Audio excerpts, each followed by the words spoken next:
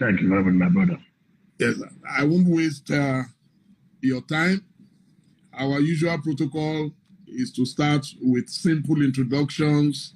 Everybody knows you, but not everybody will know where you are coming from. So that there will be no mix-up, we always like our guests to describe, to tell the story of their lives, the trajectory. Feel free, please, Your Excellency, you can fire us, sir. Well, thank you, my brother Dele Momodu, for this opportunity. And like you said, you know how this period is for me. But I thank God Almighty. It's an opportunity for me to talk to the world over through you. Of course, like I say, everybody knows me, but it's better for me to say who I am and then where I'm coming from, the world over through you. Yes, WIKE, and not to go too far, WIKE, I graduated. Not to go too far, WIKE, I graduated. Not to go too far, I was further graduated law. I graduated. I was further graduated law. I graduated. I was further married,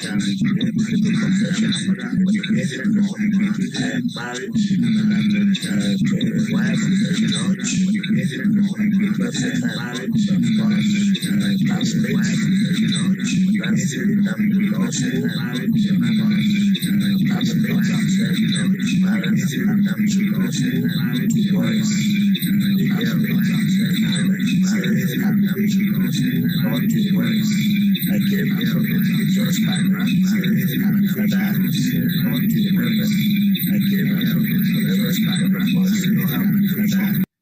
From just very simple, very respectful home, and also from my community in the Paprika is in Upper Kingdom. Upper Kingdom is in the Obiabo local government. Obiabo local government is in River State of Nigeria. Was elected as the chairman of the government in 1999. We're having problem with Your Excellency, we're having problem with the audio, please. The audio. The federal government. Are you there? Yes, I'm hearing you, but the audio, we lost you momentarily. Are you there? Yes, I can see and hear you. Are you there? Yes, I'm hearing you now. I can hear you now. Sir. Hello? Yeah. I can hear you. Are you hearing me now? I can hear you. I can hear you. You can hear me? Yes, please. Okay. Thank you. Okay. So, I became the chairman of Obiabo local government in 1999 and 2002. And then we had this problem about whether local government will be in existence or not. Luckily for us, the government came up that we allow local government to continue to exist. And so in 2004, I recontested as chairman of Obiabo local government, and I won in 2007.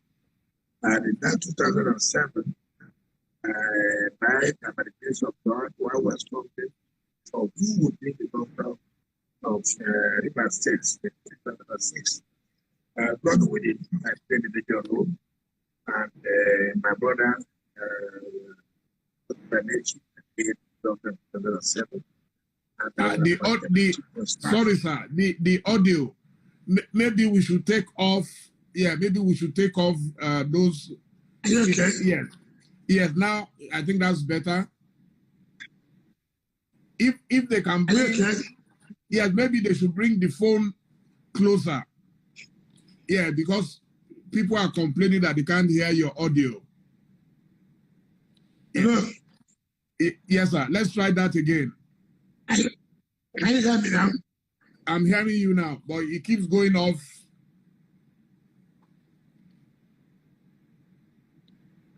Hello? Okay. Hello, yes, I can hear you now. So, 2007, my brother, Benechi became governor by instrumentality and the calling the Supreme Court in October that he ought to be the governor and should be the governor this morning in October 26. The audio, sir, is very, very bad. Can we get the phone closer to you? Maybe they should take off. Yeah, they should take off the Bluetooth. If they are using Bluetooth, let them take it off. Then we use the natural. Yes, let's use the natural thing. They can take off the Bluetooth. They can take it off. Yeah, you can hear the phone directly. Yeah, you can hear it directly. Yeah. Okay. So, yeah, let's use the natural speakers. Okay, I'm hearing you now. Okay, fantastic. Okay, sir. So, yeah, so let's take it from your first election.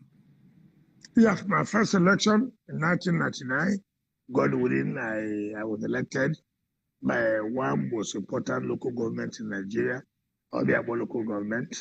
And then I served in 2002, and there was this controversy then under the Obasanjo administration, whether the local government was not to exist or not. But for whatever it is, they came up again that no, they should allow the local government to exist. So in 2004, I recontested, and I won that election very well, and I became the chairman for my second term. Then in 2005-06, that started building up of who will succeed Dr. Peter Dele, who was the governor of Rivers State.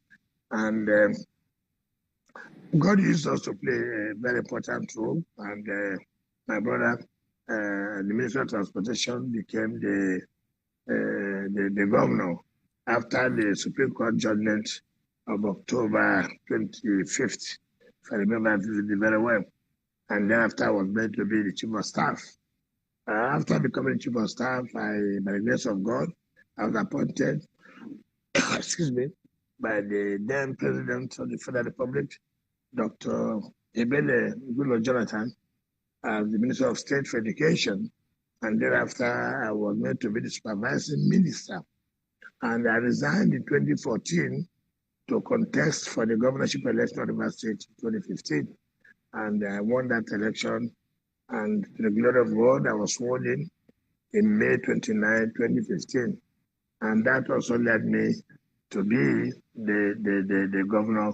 And I won again in 2019, which is what I'm serving. But however, before then, I was the deputy president of Association of Local Governments of Nigeria.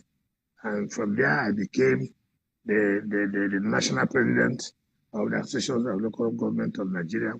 But not only that, I represented Africa as the member of the executive board of the Commonwealth of Local Governments, right? So I passed through this period to become where I am. And so that's what I can tell you about my background today. Okay, sir. Thank you so much. Now, you are one of the most popular governors in Nigeria. In fact, one of the most popular politicians in Nigeria. But every now and then, you tend to enter some controversies. What do you think is responsible? I mean, recently, let me give an example.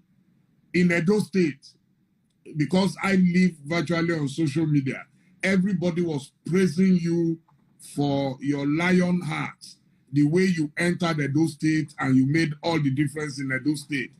But no sooner after, the same people are now complaining that in Rivers, you are fighting your people and all that. What exactly is the problem?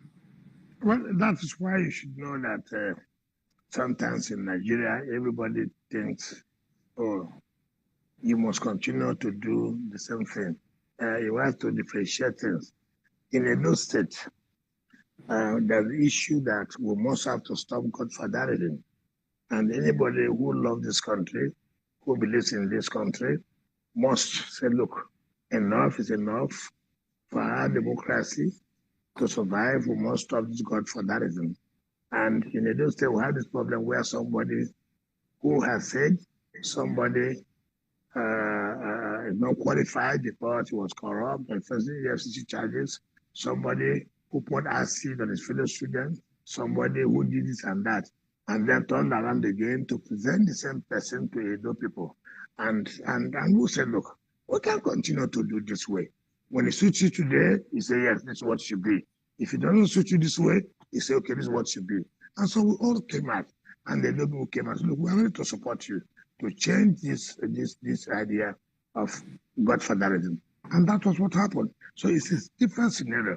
Now, when you say people say, I'm killing people or I'm killing my people, who are my people that are being killed?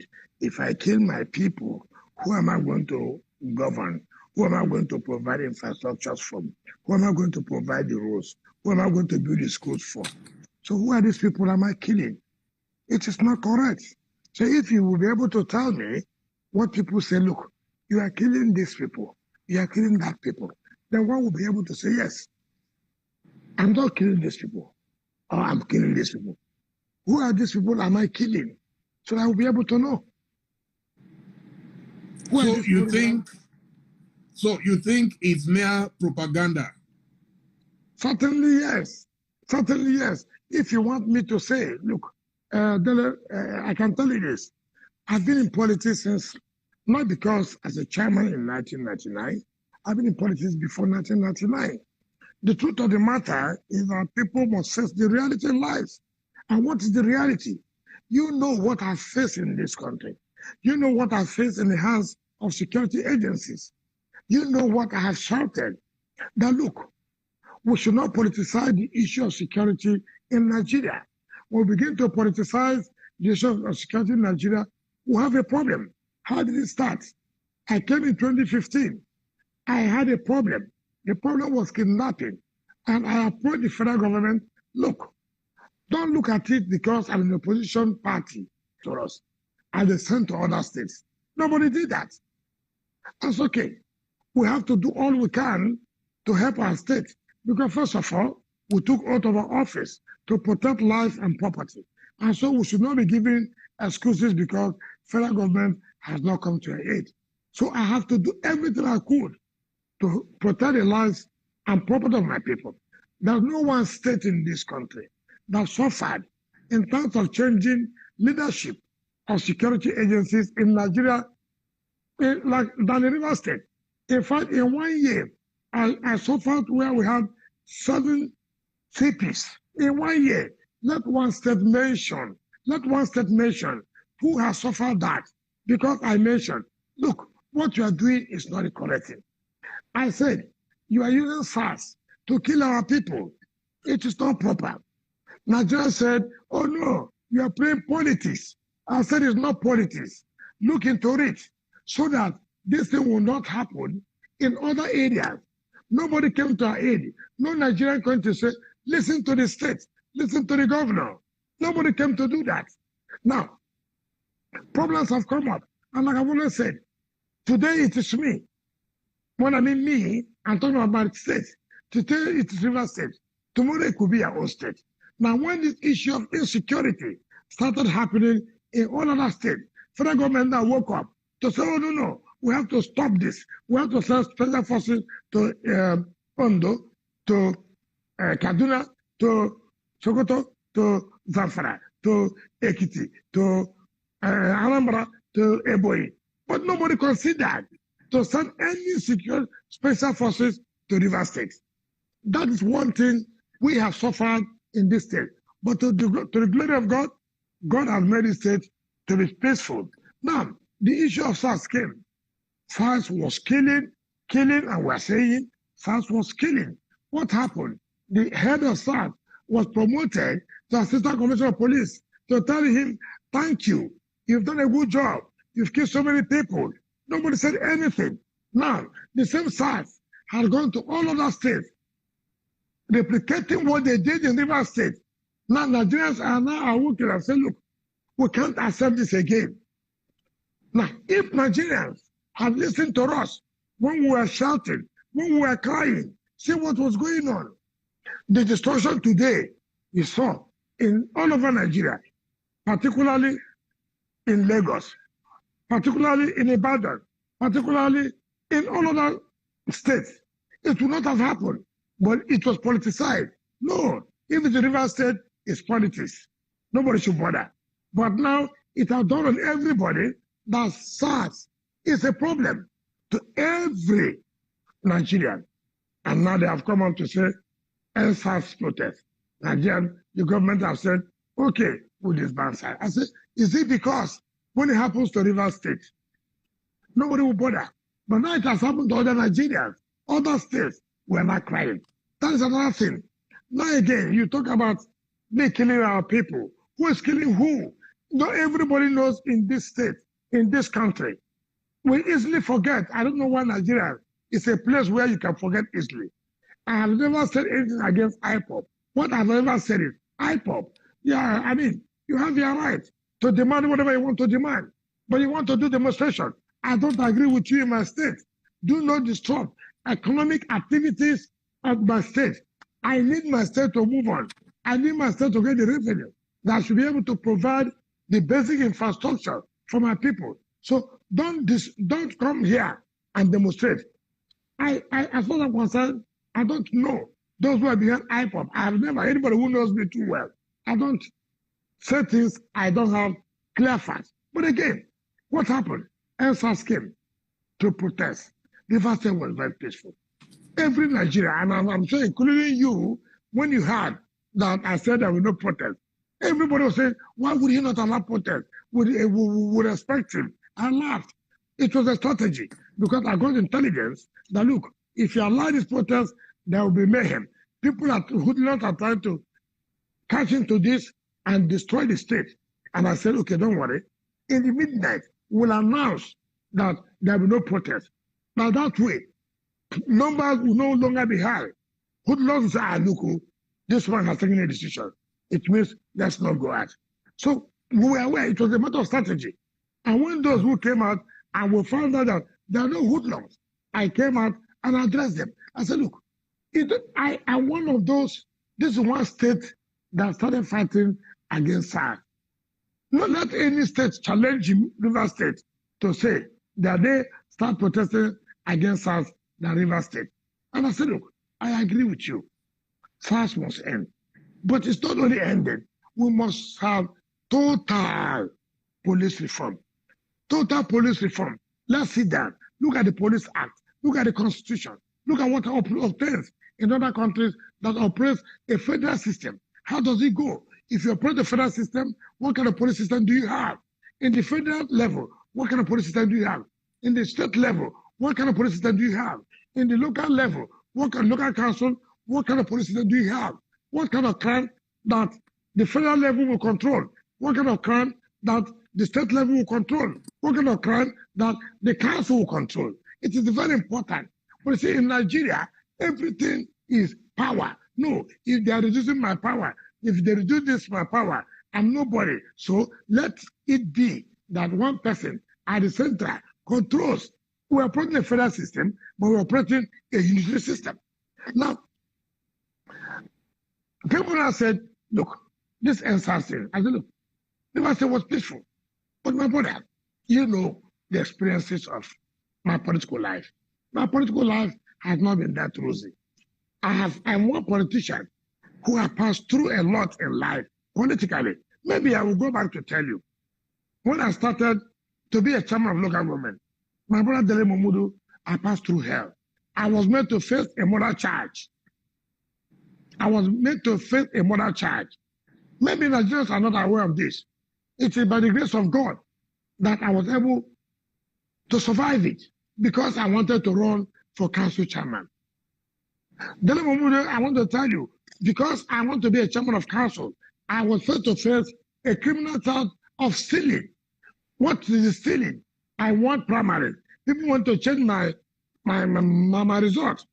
And by the grace of God, we are faster than them. We have gotten the document which they have agreed that I won.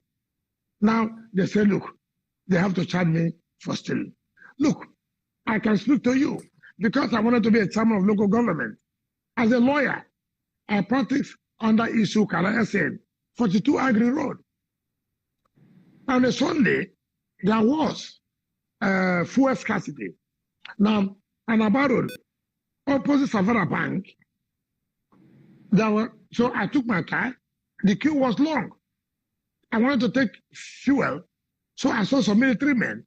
I beckoned on them. I said, look, I'm a lawyer. I'm going to court tomorrow. How do I get fuel so I can go back? And they told me, okay, hold on, queue up. When there's free time, we'll call you. And they beckoned on me. Dele Momodu, I came in. And they called me in. As I was taking the fuel, a police officer came in and said, who are you? I said, I'm social president. What is your profession? I said, I'm a lawyer. Where is your office? I said, 42 Agri Road. He said, okay, go. I took fuel. The following morning, I went to court. After court, I went back to the chamber. As I was in the chamber, I saw an invitation to come to the anti-robbery in Burokiri, Port Harcourt. And I was a lawyer. How would I be an armed robber? So I went to the police station. Behold, what happened? This the second in command said, look, there are accusations against you as an armed robber. I said, me, an armed robber? How? As a lawyer? How? Before I knew it, I was locked up. And I laughed. The boss came in, who was a woman. I said, look, what's the problem? I said, look, I can't believe this. I came in from the court to the chambers of my boss, and I saw an invitation, and I came in on my own volition, and he's telling me as an armed robber. Then everybody was surprised. So when my boss waited and waited, I wasn't back. They came in to the police station. I said, what are you talking about? He said, an armed robber? What did I do? Because politicians have gone to him to use him to tell me that I was using a Mercedes Benz. And do you know what the man accused me of? That I came and robbed him of his rickety 504 car. You can't believe that. It's unbelievable. It's unbelievable. That is what we suffer in politics. And then I can tell you, the deputy commissioner of police today, KZ Dudari, who, by the grace of God, is not in good health condition. This lady who is led today, she rose to the rank of a CP, a woman. Oh my God! Forgive me for not remembering his name. But you see, she became a CP in Enugu State, but she was the AC administration. For the first time, I saw that. They brought me to the police headquarters and brought the man who said, look, this man was a man who robbed him of his car. They asked him, DCP Wankwala, you said you were robbed? He said, yes. You're sure, police officer, you were robbed? The headquarters was not aware? He said, yes. It's okay. What did the man, what did he do? He said, I hit him on his head. They now told him, can you show us the head where the man hit you? He said, oh, the thing has healed. They asked him, 3 days. The man broke your head, it has healed. Mr. I would do respect to it. Let Mrs. Ereme in a blessed memory. I've never seen that. A policewoman slapped him. That is how you give police people bad name. Say how you want to kill a young man. Politicians are using you. To kill a young man, to rob him for armed robbery? For what? What did he do? How will he use his own? Look at his Mercedes. And you are using a rickety 504. And the police command was not aware of such. Now, these are the things we have passed through in life. And for us, it's politics. These are things you must go through. And that's what Nigerian politics is all about. Now, we talk about in Rivers State today, and I laugh. What is the problem? Very peaceful state, no problem, no destruction, nothing like that. Now, you wake up in the morning, IPOP, that will be using Oyibo local government to launch attacks on the people of the state and security agencies. My brother, My brother, yes, you know the role the army played against my election. You know the role the security agencies played against my election. You know, if there's one state that security agencies took over to win this state, security agencies did that. When did I get the power? What is the friendship now? That I can command the army. I can command security agencies to go and kill people. But look, in any case, is it because if I have no good relationship with the army, if I have no good relationship with the police, if I have no good relationship with the security agency, because of my position of saying what you are doing is wrong, should I allow that people should go and kill the army people? 6 army people died. One was burnt. 4 police officers died. One of them, a Igbo man, and the neck was cut. Sorry. The neck, the cut is to this neck. My brother, they burnt all the police stations. They burnt all the courts there. And then you tell me, as a governor, as you say, hallelujah, they have killed all the army people. They've killed all the police people. They've burnt all the police stations. They burnt all the courts. That's what will make me to be a hero. That's what will make me to be, oh, I love hip-hop. I will not do that. I will not do that. And you know, in this country, when you kill a soldier, you know their position. When you kill a soldier, what they normally do, they go for return. I have no authority. I have no authority, except those who want to play politics. If I have authority and I could not control the army to come to stop them from coming to rig me my election, if I have no authority to stop the police to come out to stop them from rigging my election, then I have an authority to call the army to go and kill innocent people, assuming they are innocent. And I will call police to go and kill innocent people, assuming they are innocent. You know, politics in Nigeria is such a thing that we have to have a rethink. What is it all about? What is it all about? I will not agree that I will support people to go and kill army officers who did not do anything, who came to protect Oyibo. I will not support that police people should be killed because IPOC said they should be killed.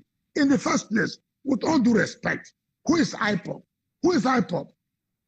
IPOC will have the temerity to come to River State to change the names of the community. Tell me Oyibo is not changed to Obibo.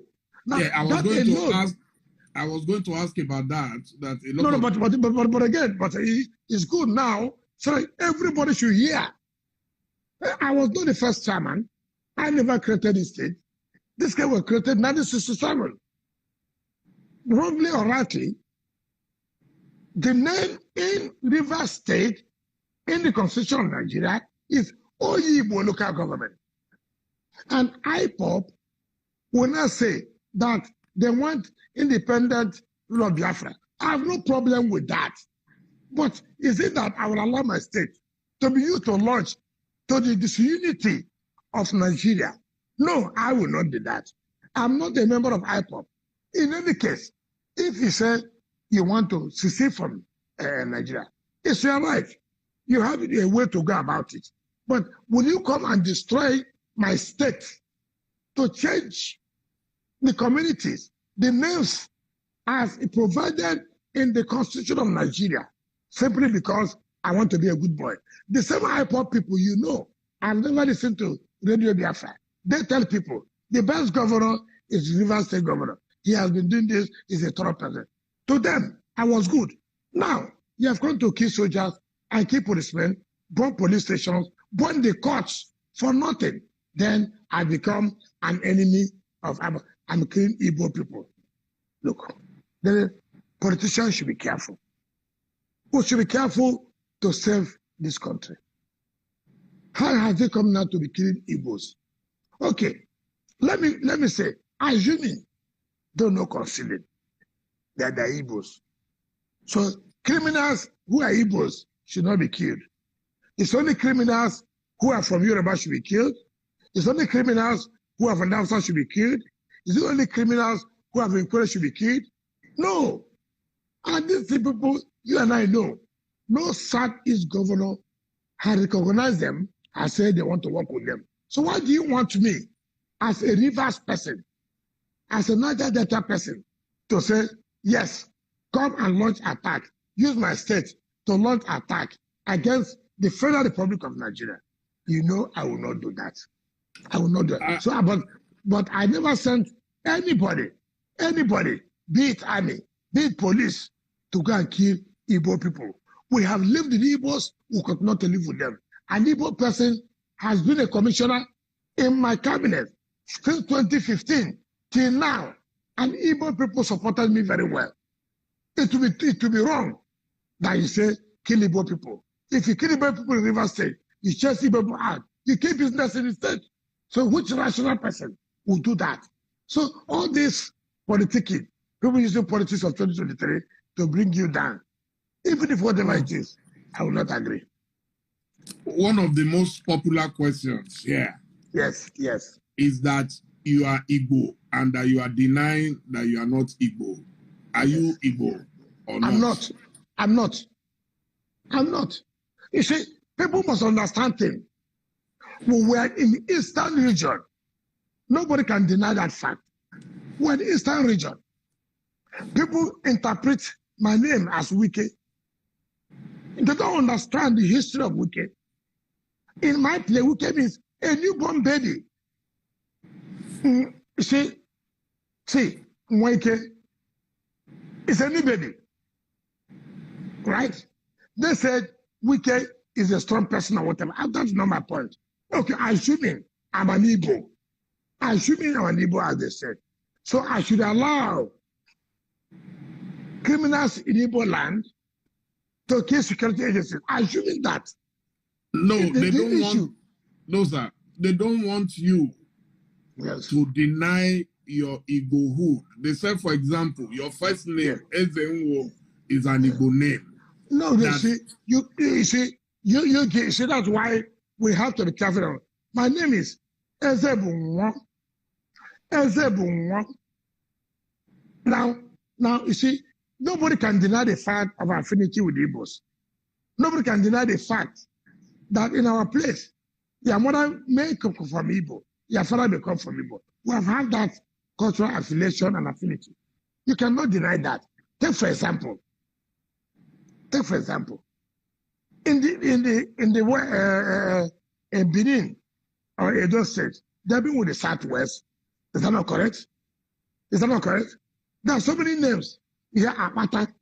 There's Apata in Edo. There's Apata in Yoruba. So are you not saying the Apata in Edo is the same Apata in Yoruba land? That is spelling different. They may have a relationship, but that does not mean that you are the same. You know, people, when they want to do something, they, assuming I'm an Igbo, do not consider. Assuming I'm an Igbo, do not consider.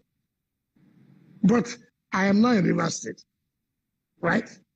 So because I'm an Igbo in Rivers State, so I should allow criminals from my area, who they say as Igbos, to go and kill security forces, agents.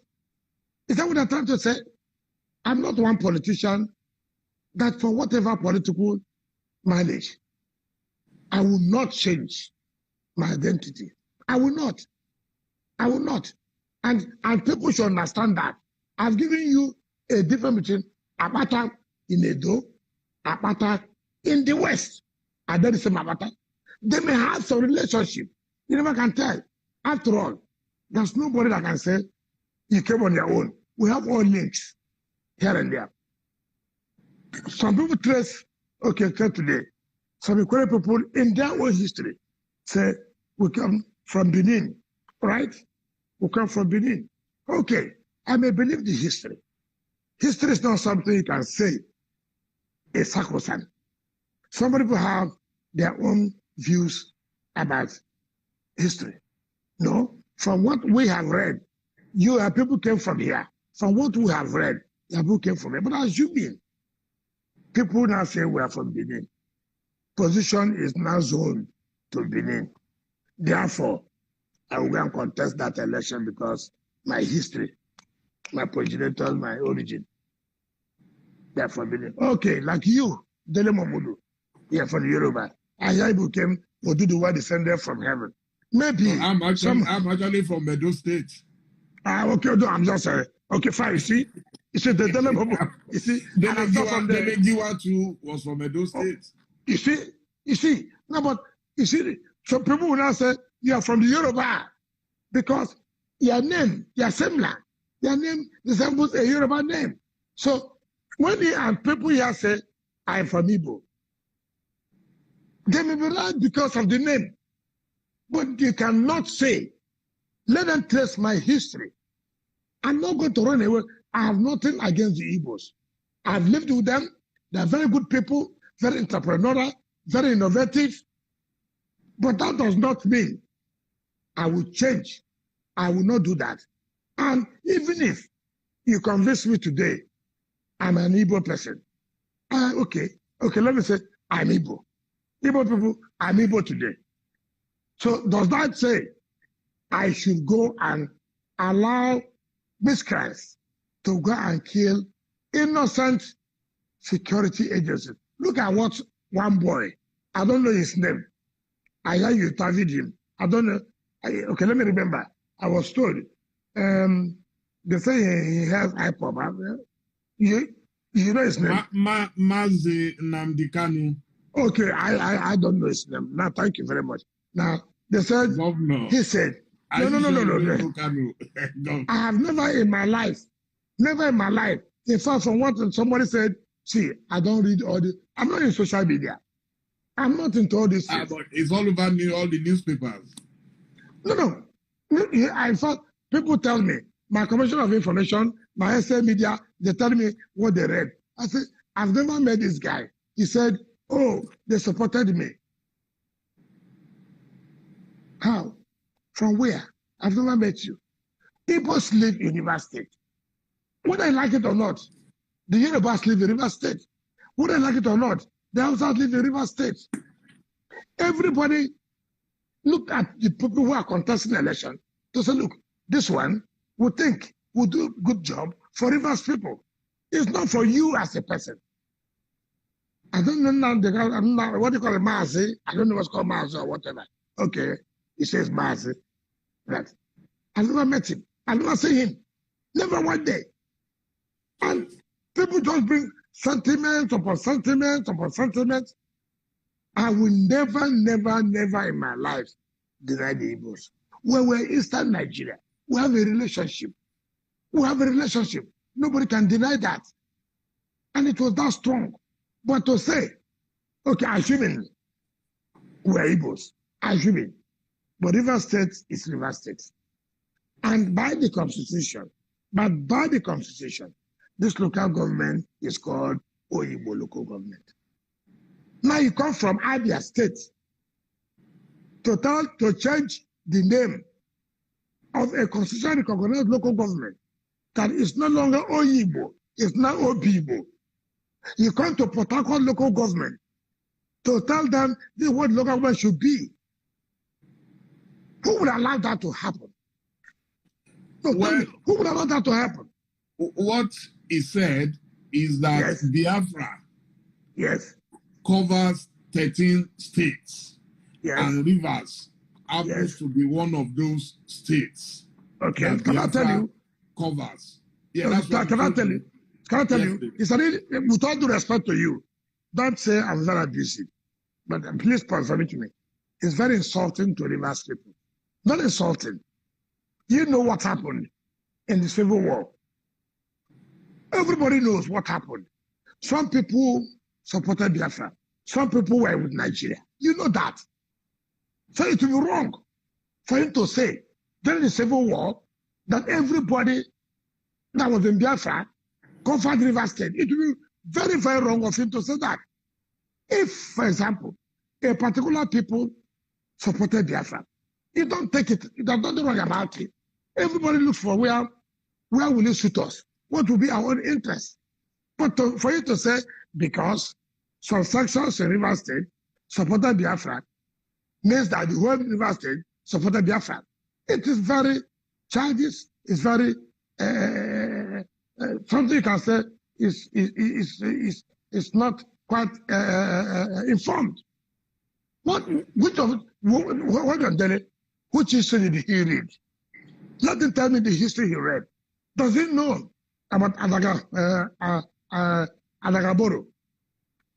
Does he know that in River State you have a lot of ethnic groups? You have the Calabaris, you have the Okrikans, you have the Queres, you have the Epeyas, you have the Abuas, you have the Che, you have the Ogonis. All these people, that's why River State is one state. You cannot say you have one ethnic group. That's why it's a complex state. You cannot say. So is it telling me the Ogonis are Igbos? Is it telling me the Calabaris, the Okrikans, or the Jaws in River State are Ogonis? Is it telling me the Epayas are Ogonis? Is it telling me the Obas are Ogonis? Is it telling me the Queens are Ogonis simply because we may have some relationship in terms of names, just like you said, Dele Momodu, Dele Giwa, who you would think are Yorubas? What kind of history are people bringing? I will not be a party to that. Your Excellency, I'm a very, very objective journalist. Very objective. Yeah, I want to say, yes, I want to say with every sense of emphasis and without any contradiction that I believe IPOB has become a very formidable force, not just in Nigeria, but globally. And where I'm going is that in order sometimes to have peace in a state or in a region, don't you think it is good to reach out to people even if you don't know them? How do you reach out to people you don't know? I'm sure. I mean, when I wanted to reach him, I had never met him. I called people that I knew would be in contact with him. I'm just thinking that it will save a lot of lives, save a lot of money, I mean, stabilize the state if there is a way that you can call people, because everybody in the state is under the governor. So, and it's your duty to protect every one of them. So they are feeling bad that, okay, they said you offered the ransom, that you even offered the ransom of 50 million. And that Kanu also offered his own a counter ransom of 100 million. So what led to all this, sir? Okay, let me tell you, I'm not at Kanu's level, with all due respect. With all due respect to you, I never offered any ransom of 50 million to anybody by Kanu. Now, people should understand this. That's why I say people are playing politics of 2022. It's their business. A young woman went and took some IPOB people to One. You know the position of One. One is very fundamental and very, very important to the economy of Nigeria. Now they went and blocked One, that NPA did not give them money and this and that, and even took fake cops to block the place for some days. And they were pleading, look, this is not the way to go about it. The paramount ruler, an elderly man, 80-something years, said, look, you don't do this. He went and took some IPOB people and went to burn down the hotel of the son of the traditional ruler, and even burn down the traditional ruler's house. And I said I will not accept that. It is unacceptable. And I said anybody who can get him will pay 50 million. Luckily for him, people went to him and he surrendered. He came. He said, please. He came by himself. I said, well, look, I will hand you over to the police. Let the police investigate your matter. When they do investigate your matter, then they will know what to do. I never put 50 million on some that's an IPOB person. I only said he used IPOB people to go and burn down the premises of the traditional ruler and the source of time. Now, you say I should talk to somebody whom I don't even know, where he comes from, who is speaking for him, who the hell is him to put 100 million bounty on the governor of Rivers State? Does he think that governor of Rivers State is one of those people he can threaten? And you tell me for peace? Which peace? Which peace are we talking about? Okay, let me make peace with him. And you now support other groups to come up. You must make peace with them. What is the peace? Is Rivers State a Southeast state? For Christ's sake, that you come and begin to put Dele Momodu will tell me the truth. Tell me the truth. You say you're a serious and committed journalist, and which I know everybody knows you. You're from Auchi, you're from Edo State. You see a group coming from the Yoruba land, putting a flag that they own the whole of Auchi and they want independence. What will you tell your people? To go and negotiate with them when you know it's fake. Okay, when you negotiate with them, who also tells you if you have a band with Kogi people, that people from Kogi will not come and put a flag that look, this is Kogi state. What would you tell them? Let's go and talk with Kogi people. Who also tells you that people from Delta states will not go and say, look, this area you're talking about is not correct. This is the boundary of Delta. What will you do? You go and say, let's go and talk to them. We cannot begin to pamper criminality. I will not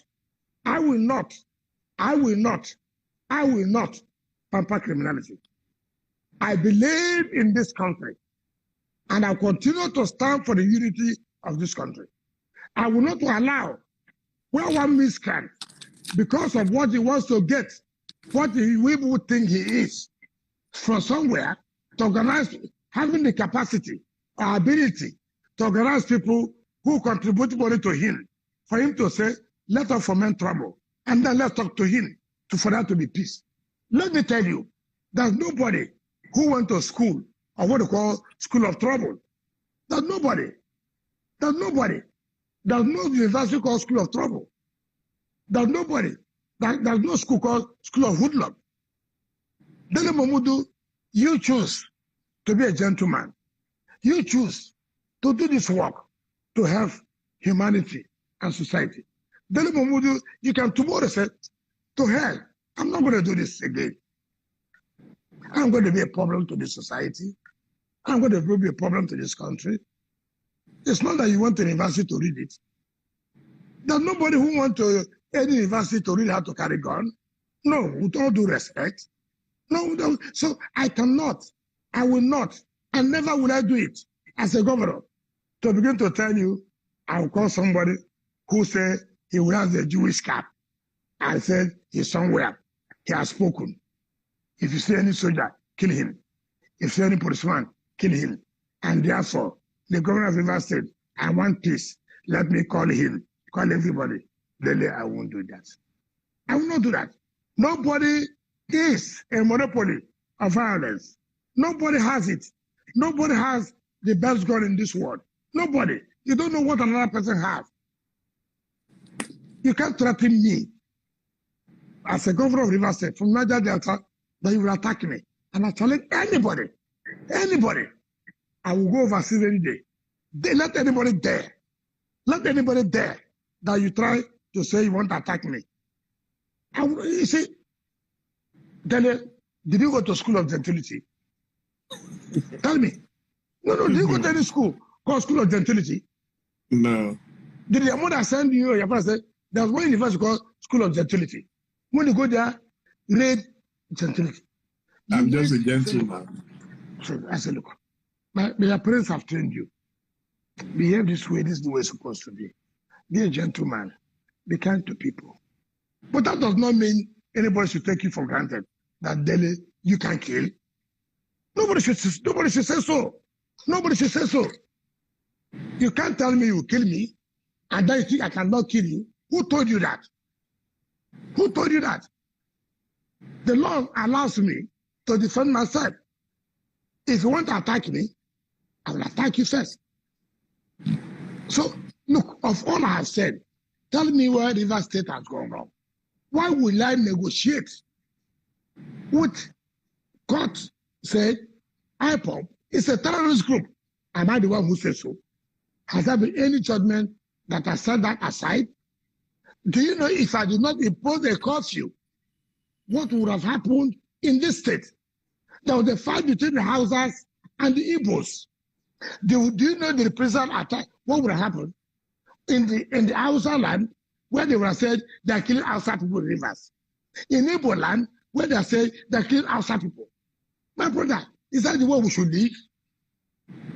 Because you allow criminals to take their way, and then we begin to kill ourselves on ethnic basis, on religious basis, which is not the best. So I will not, for whatever reason it is, to sit down with any of the criminal elements, all these Yahoo people who think for what they do now, they use +44, +1, plus this to tell you, we are hearing what you are doing, they will kill your parents, they will kill your children. So be it. If you kill my children, no problem. If you kill my parents, no problem. If that is the sacrifice we must make, so be it. But I will not allow IPOB to destroy my state.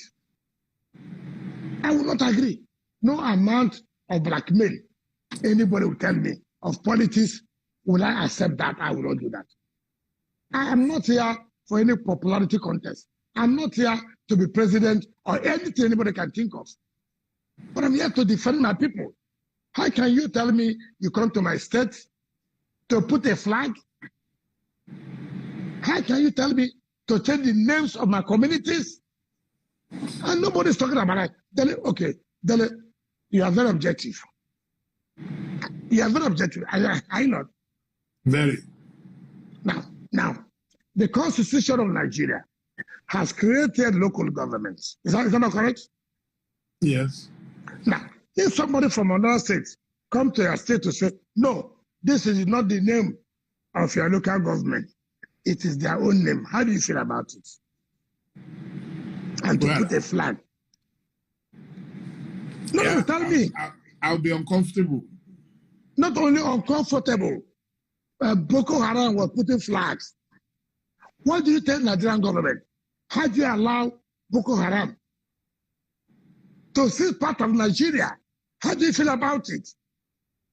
But the same government was negotiating with Boko Haram, sir. Oh, that's what you say. They were negotiating. No, they negotiated, they rehabilitated. Okay. Even in the Niger Delta, when the militants were fighting, that's why they set up a special. No. You are confusing. The Niger Delta people are saying, listen, we produce the money of this country. We produce the oil that is the mainstay of the economy of Nigeria. Where have you kept us? We must differentiate it. But Boko Haram definitely, they rehabilitated people. You people know that. Because you are part of those who brought the government. You brought part of you brought the government. So I am not. I've never been a part of you people who brought the government. So I don't know. That's a punch below. That's a punch below the belt. No, but I know the role you played. You are one of those who brought down Jonathan's government. True or not? No, true or not? I agree with you. I pulled out when I saw that they didn't meet my expectations. After the damage has been done. But that's one of the unfortunate sides of democracy. You have to keep trying. If a government is useless, you remove it. Then if the next one is useless, you remove it. No. Let me tell you. You must also watch. You see, take for example, and that's the problem I've had. You know, I congratulated the president of the country, Muhammadu Buhari, when he won in the presidential tribunal, Court of Appeal. You know that? People say, why did you congratulate him? I say, why not? The court said he has won.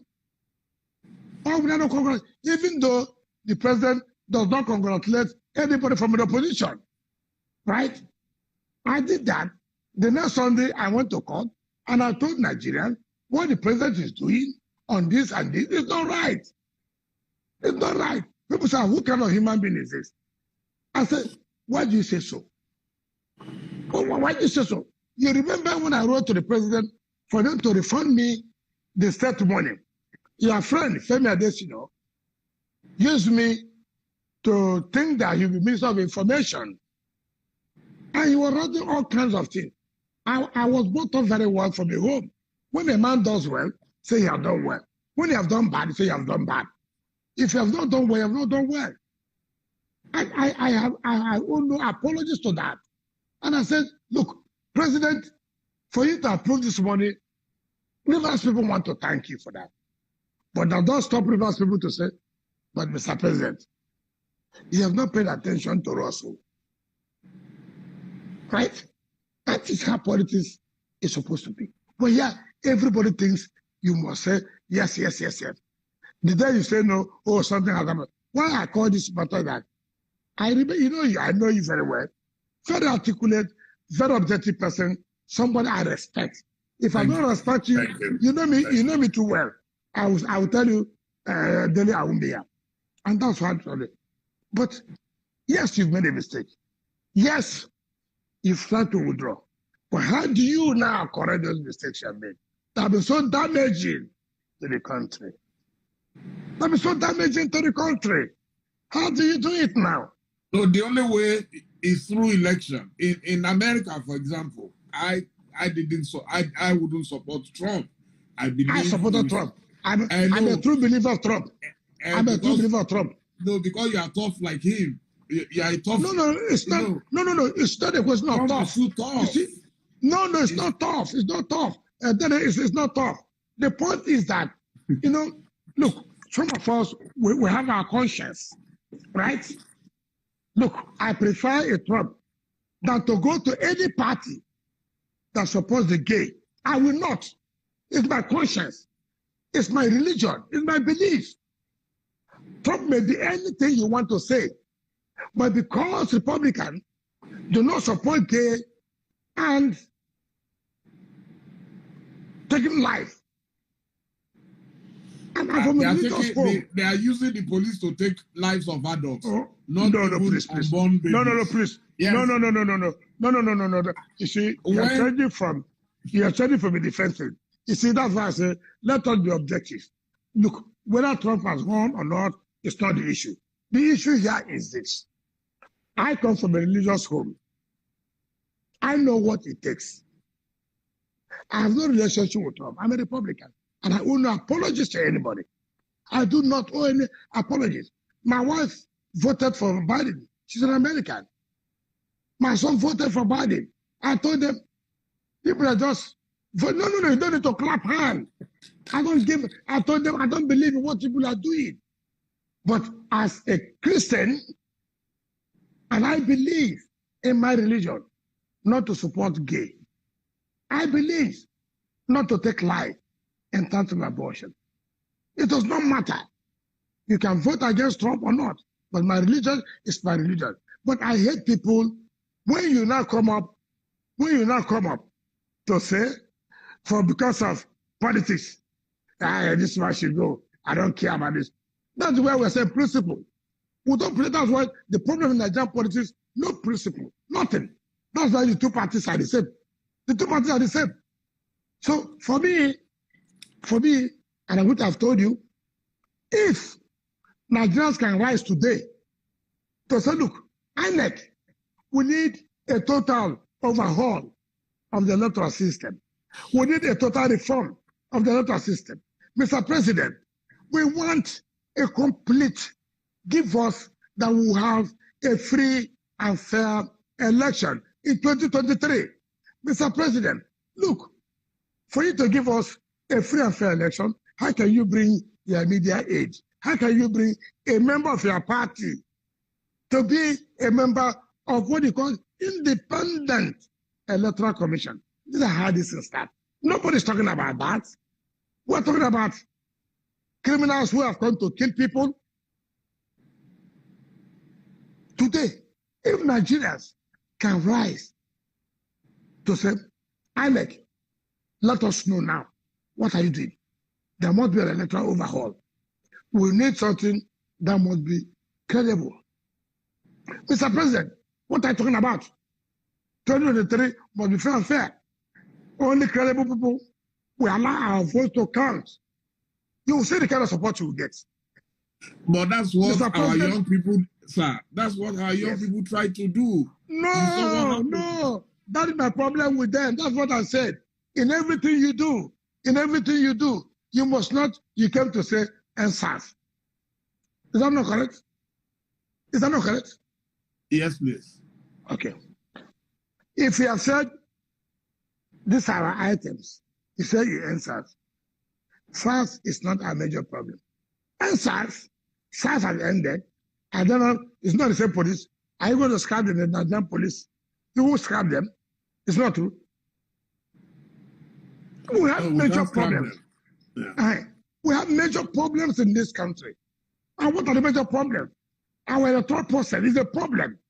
It's a serious problem that you and I and the youth should come out and canvass and say, look, the way it is, there's not likelihood that we'll have a free and fair election. And when you don't have a free and fair election, you can't have true governance. And that's the truth of the matter. When I use my power to go to INEC, to use the security agencies to rig my election, am I loyal to the people? Will I say the people that elected me? No. I'll say, after all, the CP, same people. After all, the garrison commander. After all, the GOC are those who made me to win the election. So what do you want people to say? We must not shy away from reality. We must not. There's so much multifaceted problems in the country. Let's take it. The one that is very important to us now, and what it is. We are going for 2023 election. Yeah, I was coming to 20. There is no way I'll talk to you and not talk about 2023. Okay. It's no longer a rumor. It's everywhere that Governor NYESOM WIKE is likely to be a presidential candidate or a vice presidential candidate. Yes.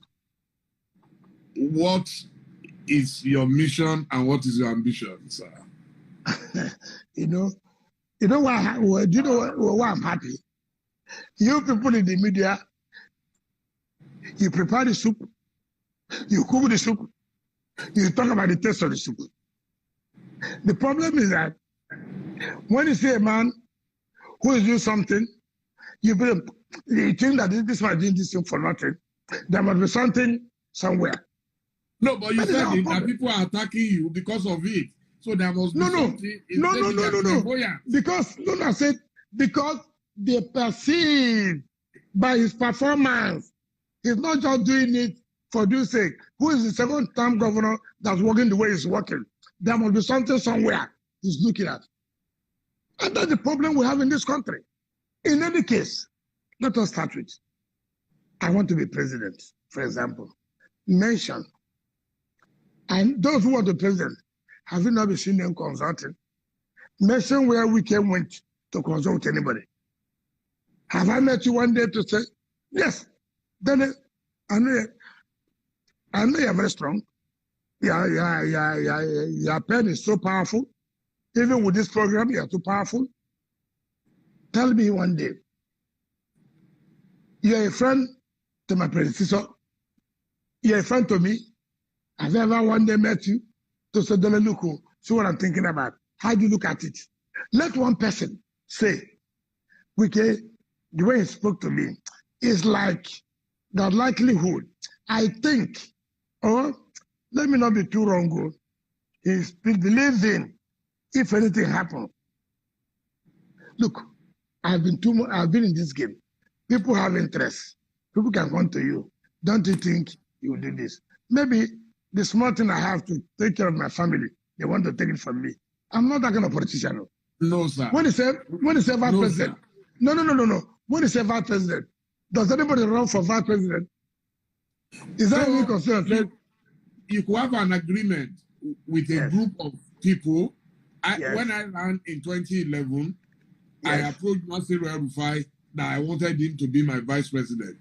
And his advice was that we should have something very similar to the shadow cabinet in England, where a group of people would have agreed in advance. And I think that is what Nigeria should do anyway, if we are going to have good people in politics, where you know who is going to be our Minister of Agriculture, who is going to be in charge of housing, who is going to be number 1, number 2, number 3, number 4, which was what Saraki and co tried to do, and it backfired in APC when some people tried to block it.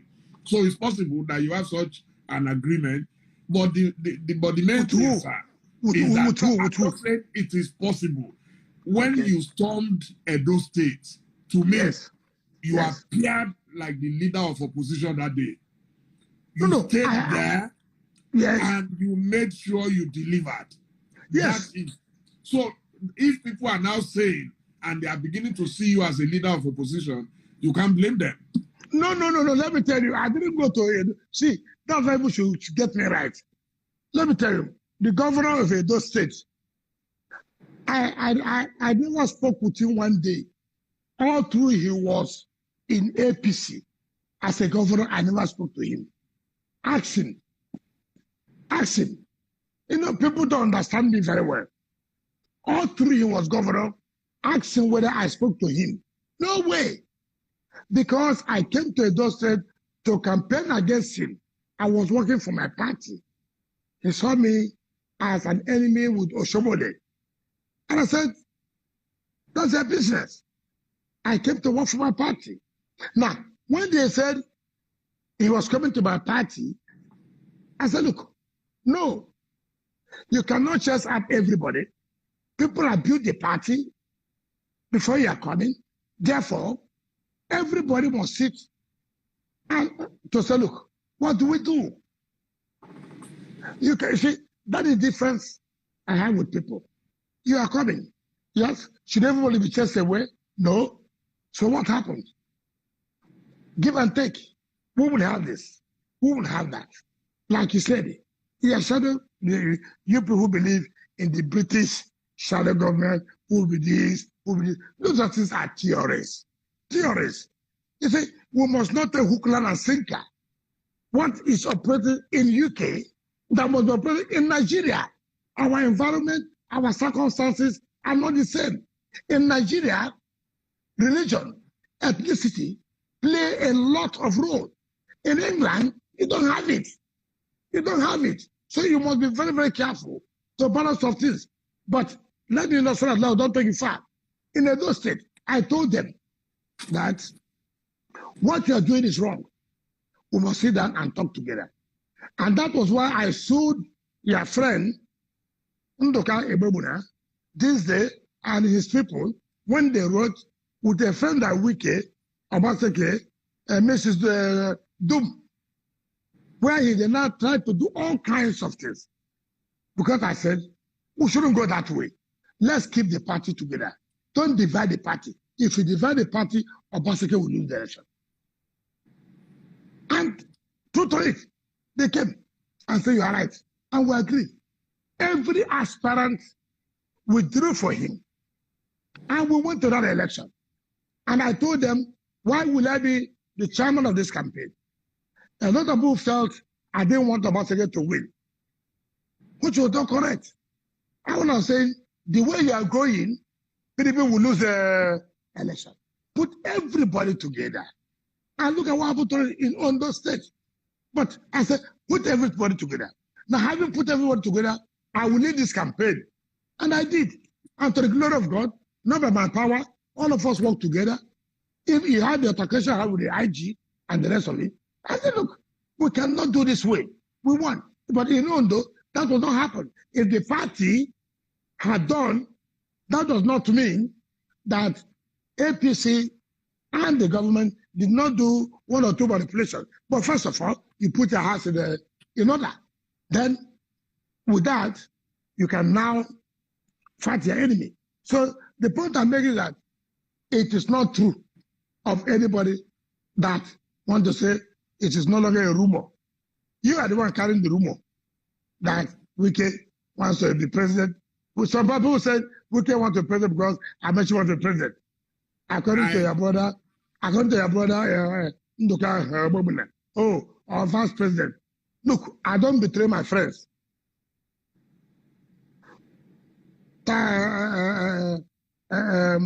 Momodu Tambuwa is my friend. And I tell anybody who cares to know about it. I was going to ask you about him, that you went against... I'm coming. He has never, he's my friend. I will not deny him.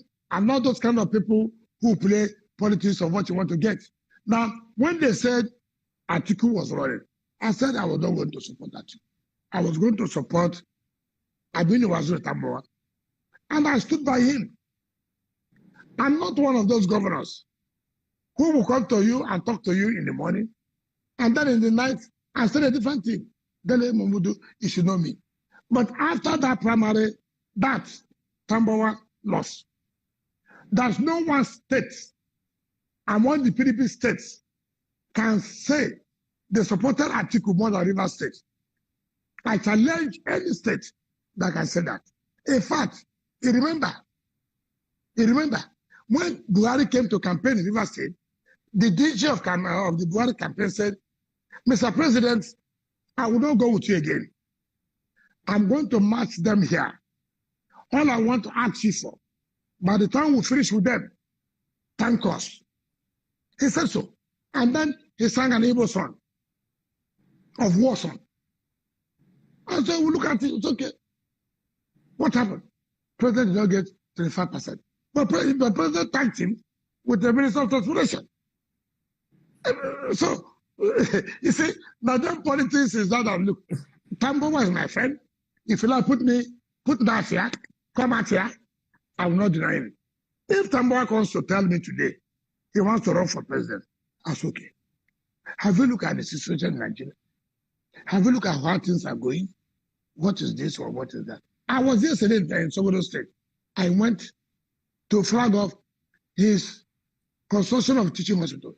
He was one who commissioned the medical school of Rivers State. And I said, you haven't done that in the past 2 years when I invited you. I will come. And I commissioned water projects that you so touchy. But when you do that, people say, oh, there must be something. But see, I went to Bauchi to flag off roads. Nobody said anything there. But because I went to Sokoto, there must be something. Yeah, assuming there's something. So what? So what? So what? Who is that person that's more qualified? Your Excellency, what will happen if once upon a time you and Amechi were the best of friends? I know that for a fact, that you were very, very close. So if tomorrow Amechi wants to run as president and Tambuwa wants to run, where would you face? If Tambuwa wants to run. And Amechi wants to run. In which parties? Okay. Technically, okay. Now you see, let me tell you. No, let me tell you. If Amechi wants to run in PDP today, and Tambuwa wants to run in PDP today, I'll support Amechi in PDP. But if Amechi wants to run in APC, and Tambuwa wants to run in PDP, wallahi, alhamdulillah, I will support Tambuwa now. I will not make a mistake. I'm a party man. What happens if there is a realignment? And so of what? It happens all the time. You said it before that the two parties are the same. They move from A to B, from B. You can wake up in APC in the morning and go to bed. Amechi may not likely realign because you see the way it is today, it's like the first son of Buhari, and so it will be difficult for him to realign. It will be difficult. But it's from your state, so it deserves every support from your state. With what project here? Mention one project in River State. Is it they still have about 3 years to go. No, there's not 3 years. As for tomorrow, no, it's not about. Next year is the political period. So don't deceive. River State people know that we have not got anything from federal government. Or is it the one they told you in the budget of Meduguri, Port Harcourt rail of $1.2 billion on paper? You know, people like to be deceived. I've been in government. Nobody deceives me. Dele Momodu, nobody deceives me. I know if you want to help our state, since 2015, they would have shown it. Look, you were the DJ of Buhari. Go and do this. To show your people. That was not done. Now, 2 years after. The rail line will be done in 1 year. Why are we deceiving ourselves? Nobody knows. Okay, I bet you running that for River State. Are you not aware that he said that in Igbo? Because I hear the Nigerians are clamoring that they should zone the position to Southeast. Is it for Southeast? Ikwere is it for Southeast? Ikwere is Igbo. No, please don't say that. Please. I will not Ikwere is not. No, that's what I read. No. I did We have with all due respect. I have a relationship. And I will not deny that with Igbos. I will not deny that.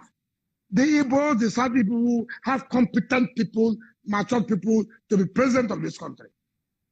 They have them. If they are zoning presidency to the Southeast, president is not zoned on ethnic group. President is zoned on zones.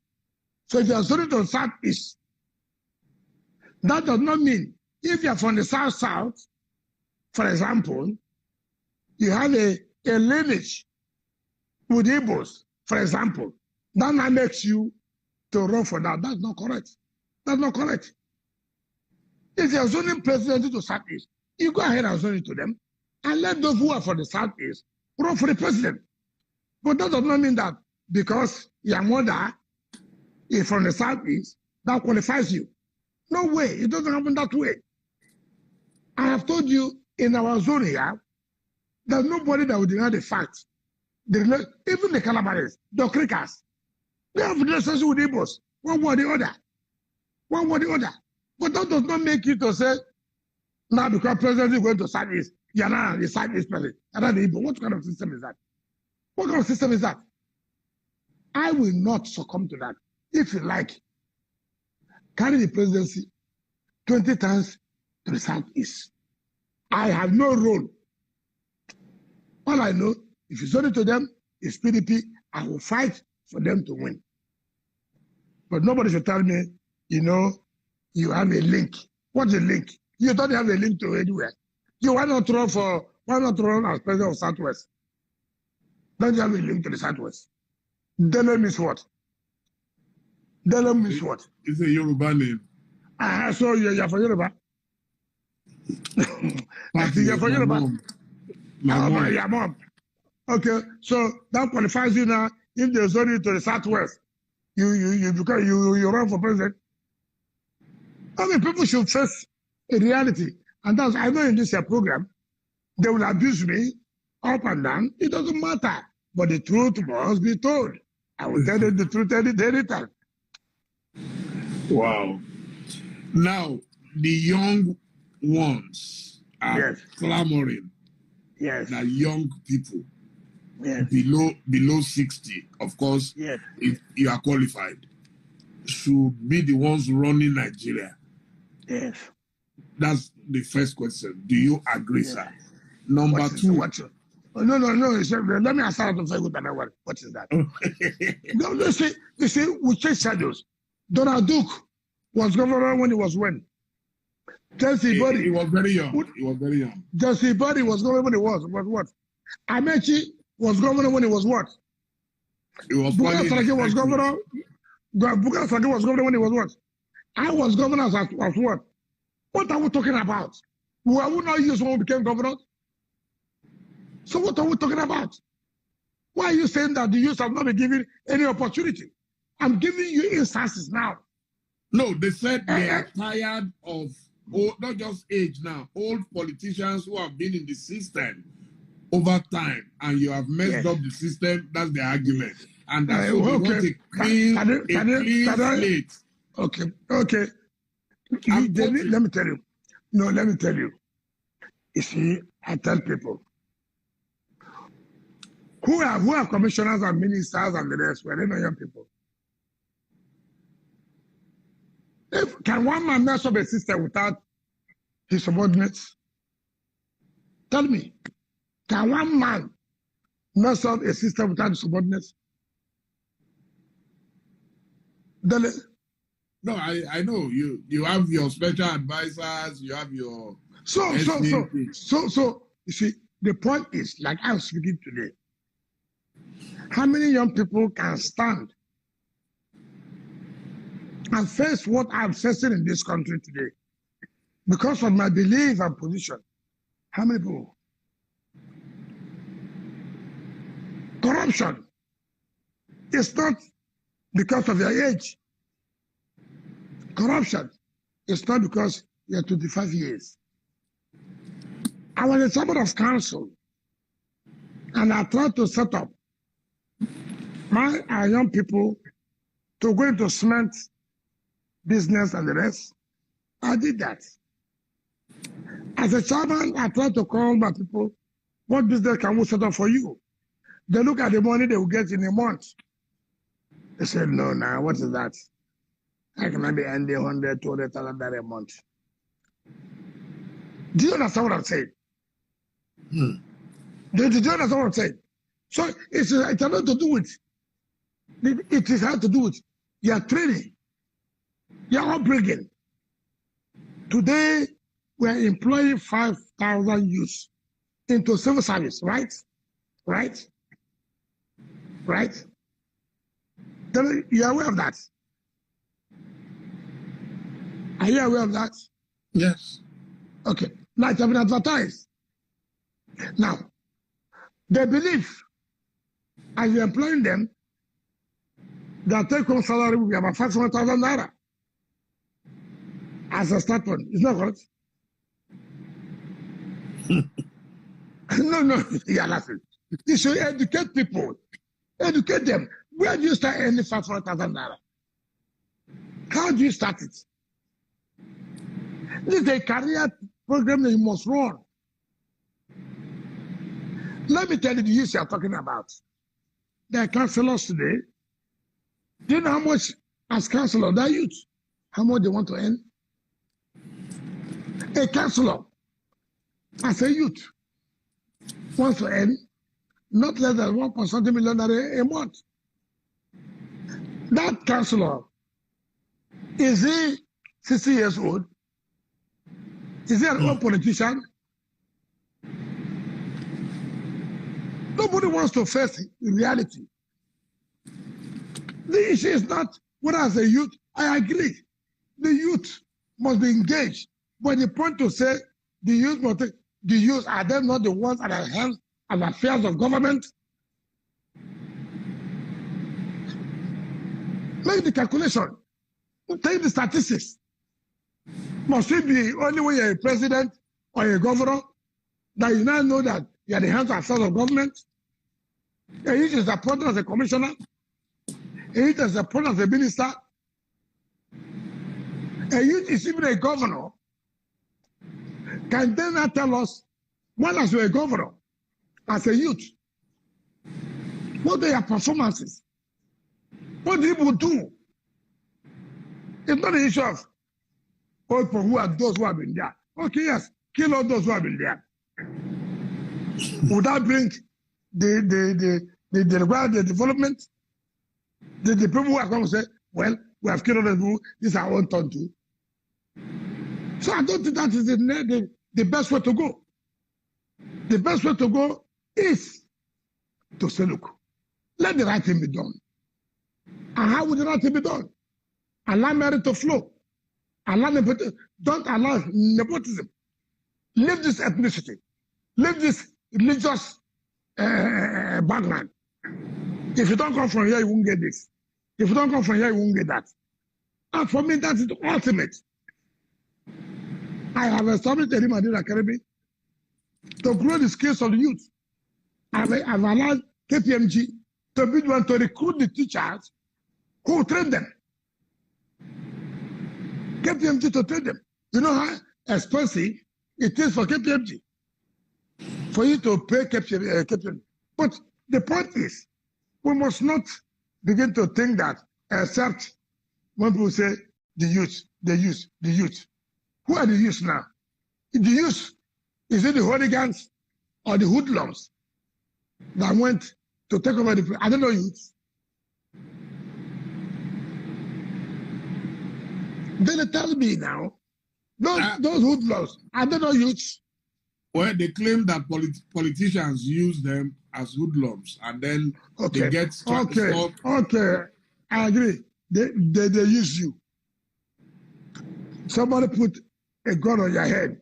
No, politicians pay them. Oh, fine. That's what I'm trying to say. Yeah, the youth. Politicians pay them. Oh, good. They pay you. They have nowhere to go, no good education, no hope in life.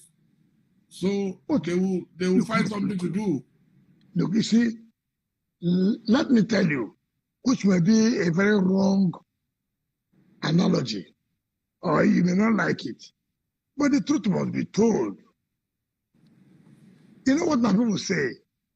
A man, a son who wants to sleep with the father's wife will say she was naked and passed, and so he has to hijack her. It is not today you have planted or you have planned to sleep with your father's wife. Your father's wife is your mother. If she was naked, you remove your eye. Right? If I have not planned evil, or want to commit evil, you bring money to me, I will tell you, my friend, go. Yes, I need money, but I will not involve in this thing.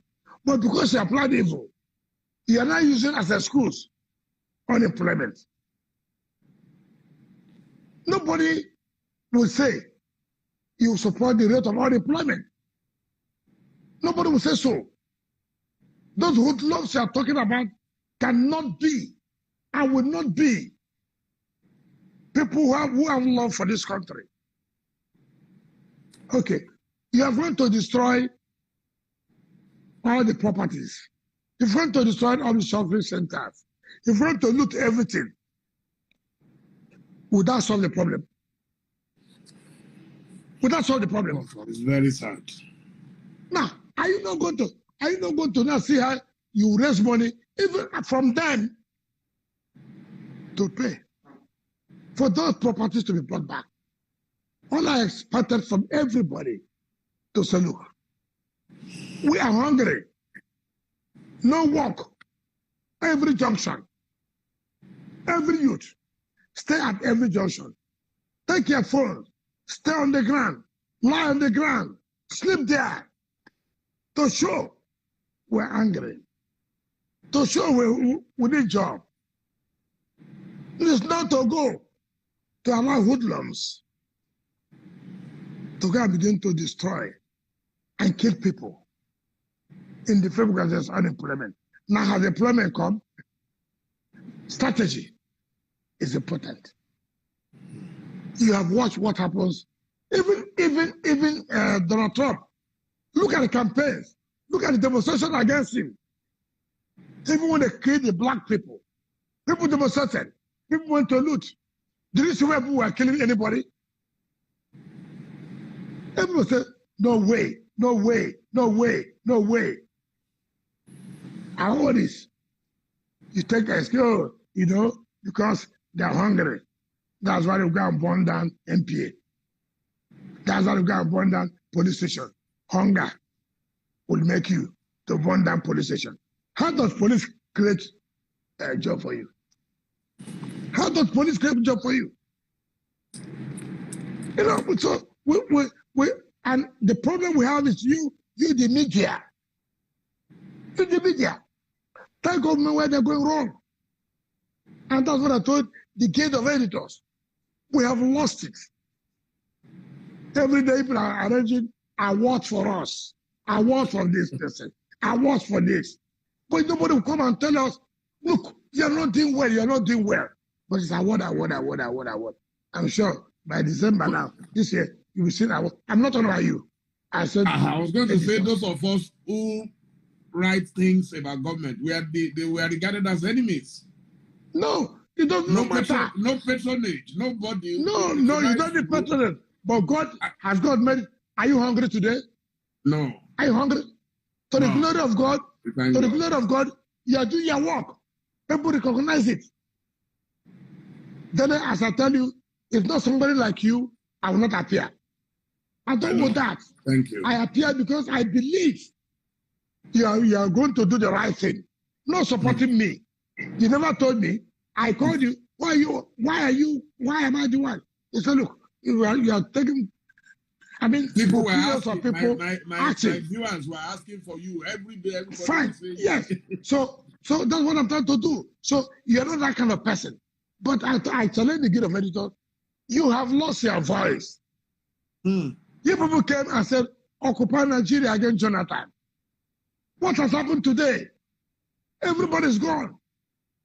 Nothing's happening. Because we have sold our conscience. When you speak, nobody, even governors among themselves, they've lost it. We have lost it. We have played party politics. Nobody wants to speak the truth. When you speak the truth, they deny you what you're entitled to. But it doesn't matter. Today I may not get it. Tomorrow I will get it. I'm not there. Somebody who will get it. But the point must remain that you must speak the truth at all times. You must. You own Nigeria that. If you don't speak the truth, God will not forgive all of you.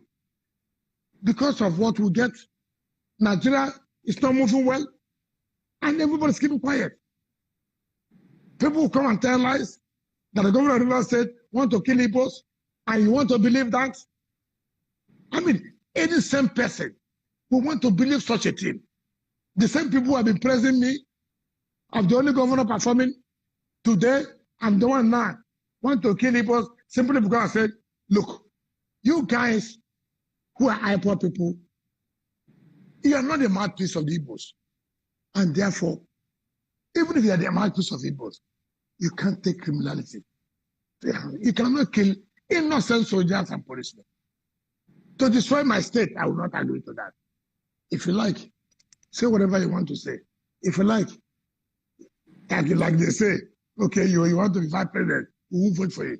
Look, let me tell you, all those ones are, luckily we don't have what we call the male voter, the one they are trying to do in America, to read the drum out, to make their votes. We don't have that. But even if you have that, how many are there? So nobody should. I will do what I will do. Nnamdi Kanu does not have what it takes to threaten me or threaten any Rivers person or any Niger Delta person. I will not. The Igbos have come out clearly against him. The governors have come out clearly against him. We don't like their modus operandi. When I went to the WIKE, does one man alone stay to say he wants to secede from Nigeria? Does one man alone? Does not require the consensus of the opinions of the people. Does not require all of us to talk, assuming we are the same people. Then you want people to be sending money to you. You're a Jewish. Then you carry towel to your leg. And then you say, in Radio Biafra, now the camera say, kill this person, keep it. And everybody will running it. And you yourself, you are going to interview him to make him important. No, Dele, I shouldn't be giving this kind of thing to people. Now the camera should come to them. My duty is to inform. Information is power. It's very important that we speak to everybody. Saints and sinners. It's very important that we talk to them. No, I don't agree with you to inform. Don't inform us about what Satan says. No, even in the Bible, what Satan says. Even in the Bible, yes. the Bible reported Satan.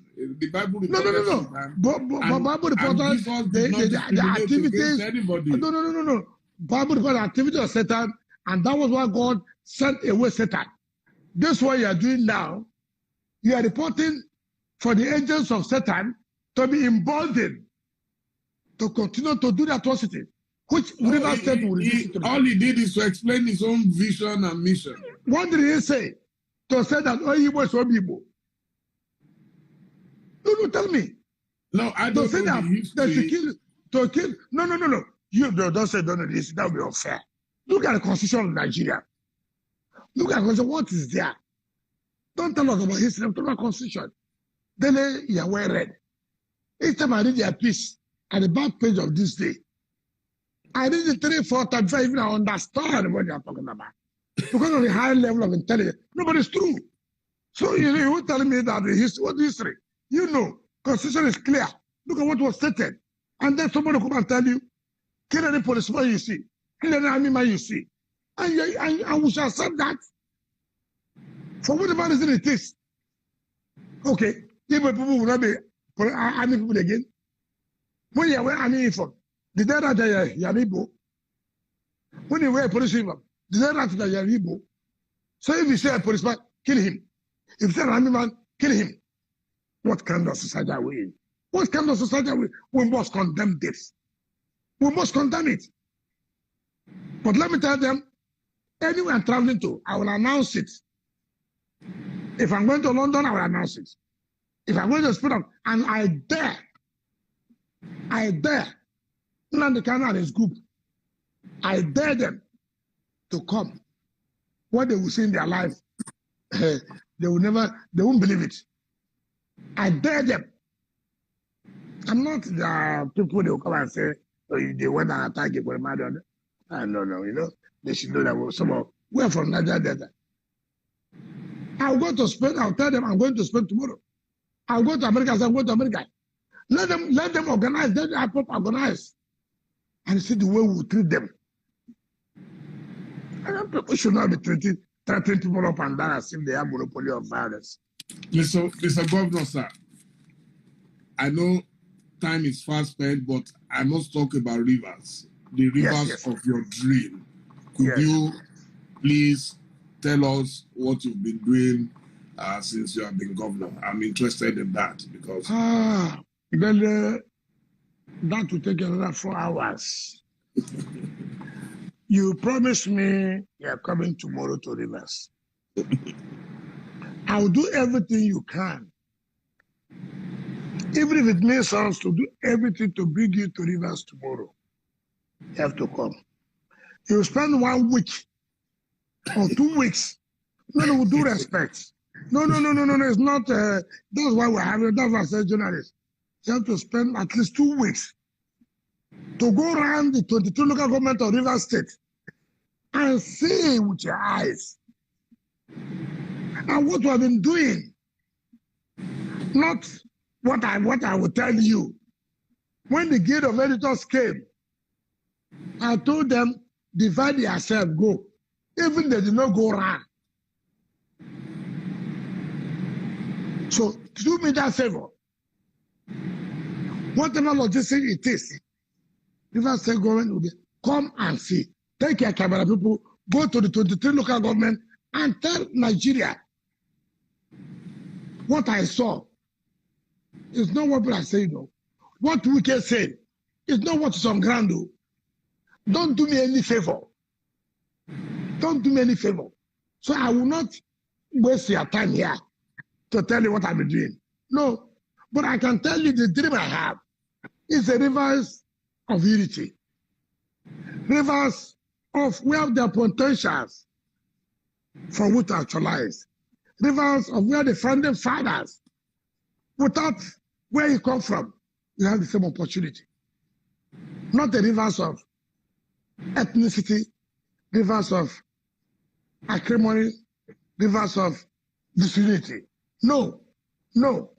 I want the rivers of unity. Rivers that we can work together, go to anywhere, and be proud that you're a rivers man and woman. That is my own dream. But as for what we have been doing, no.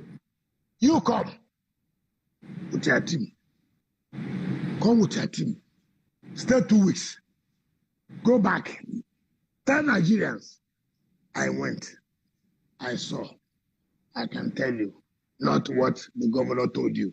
I will not go with you. People will go with you and show you one by one. 2 weeks. If you even stay 2 weeks, I finish. I will thank you and say, look, you have the strength. They say upland, you say upland, divide, this. You know, politicians, we have everything. Let me tell you one thing. Let me tell you in politics. Maybe before you end up, you know, one thing I've learned, and the book, as a practical politician, and which I will recommend to every politician or everybody who wants to be in leadership position to read Dr. Audley's book, Conscience and History, My Story. I will recommend that book. In fact, I will tell Dr. Peter Audley tomorrow, who is my leader, sir, can you make available more of that? The state government will want to pay to help Nigerians to read that book, Conscience and History, My Story. You will cry about this country. You will know the politicians. Don't be carried away as I'm talking with you. Don't be carried away as I say, Dele, you're one of the intelligent people. No, don't be carried away. When you read that book, you have a think. You will know about politicians. So I owe you a duty. If you send your people, I'll tell Dr. Peter Audley, sir, allow us to produce 2,000 copies of those books and send to you people, carry. Send it to Nigeria. Send it to people wherever you are. Let them read. Nigerians, Ghanaians, other African countries. Let them read that book. Conscience, and history. My story. Then you will cry. You will not even relate, even with me as a politician. You will not relate with me. It's so unfortunate. That is one book I will never miss in my life. And if you ask me, mentorship, that's one book that has mentored me, that has told me, look, this is what it is as for leadership, where you are coming to and where you are going to live. Not the one we read about fiction, you know, stories. This is practical, when you read them. And then Dele, you call me back. I read this book. You will know typical Nigerians in politics. This is my transition period. I can tell you, having read that book, what I'm passing through. I can tell you, having read that book, it's like Expo, you know, exam made easy. When you read that Dr. Peter Audley's book, and you are seeing a transition, you are seeing human beings, you can now appreciate what the man wrote.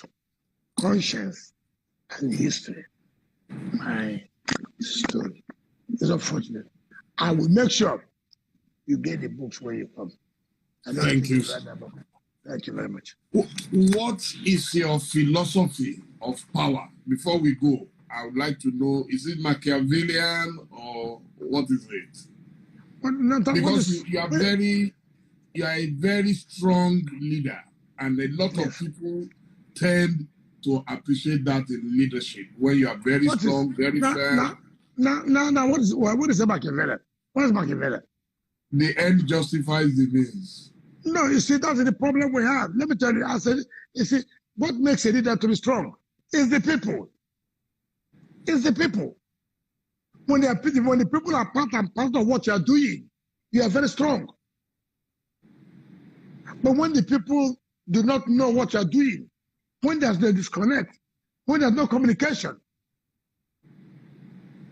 then the issue of Machiavelli comes in. Force. Machiavelli will tell you whatever. You see, power. The end justifies the means. No, I don't agree. I don't agree. Whatever I want to do today, my people must be involved. When they are involved, you become a hero. But when you don't involve them, that's the problem. Then you now want to coerce, to use whatever forms to make yourself to be a strong leader. That's not leadership. Leadership is Joseph, Mary, as A, B, come. Look, what do we do? How do we go about it? Put our heads together. We'll disagree, but we'll agree. By the time we agree, we're all strong. Then you, as the leader, because the man, when the people will not think you are the strong best person, but that who is strong is the people. They're the ones who made you. And that's what I see as power. Power is not that naked or raw power. Power is not that easy office to bamboozle everybody. No, that's not power. Power, for me, is the ability to organize your people, to let them be part of decision making, and then things will begin to move. And then people will say, this guy is a powerful person. Don't touch him. If you touch him, the people will react. Because the people are aware, they're involved in your decision making. That is what I see as power. A lot of people have complained that, especially from the Niger Delta, that as rich, as well endowed as the Niger Delta is, it has been underdeveloped. Do you see any hope in the horizon for the people of the Niger Delta? I just want you to help me mention the class of people. You see, let me tell you, when you say people say, there are those who want to be governors of the Niger Delta, they have their own view. But if you tell me those who are not governors, you see this thing we are playing. I read today about my friend of mine, I remember some of them, and I read one man, I don't know his name, one man who was always looking for power to be, I used to be advisor to president of the National Assembly. I is the advisor to president now on Niger Delta. What's his name? I don't know. And then from Akwa Ibom, I don't know. Hardly I know these people, their names. I hardly I know them. Where this boy? Okay, Eternal. You know him. Eternal. I hardly remember these people, this type of people, their names. It's very unfortunate. They say the Niger Delta governors are not using their money for the development of the oil communities. I didn't know that illiteracy has come to that level. That boy, I call him a boy. They say he was a former senator. I never regarded, I call him a boy. Talking about, he went far to say the flyover that WIKE is constructing. Look at the man who cannot win election calling me WIKE. Flyover that WIKE is that development for the communities. I don't know the school he went to. Ask him what is development. Is it so the body will be carried and be given to the chiefs? The money will be carried and be given to the chiefs. You are saying the flyovers are being Port Harcourt is not for the oil development community. How does it determine the community that produce oil in the state? How does it determine that? A whole city. And I challenge him.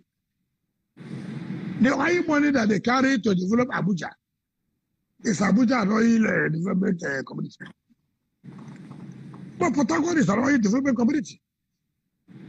There hardly any part of River State that not producing oil. So how can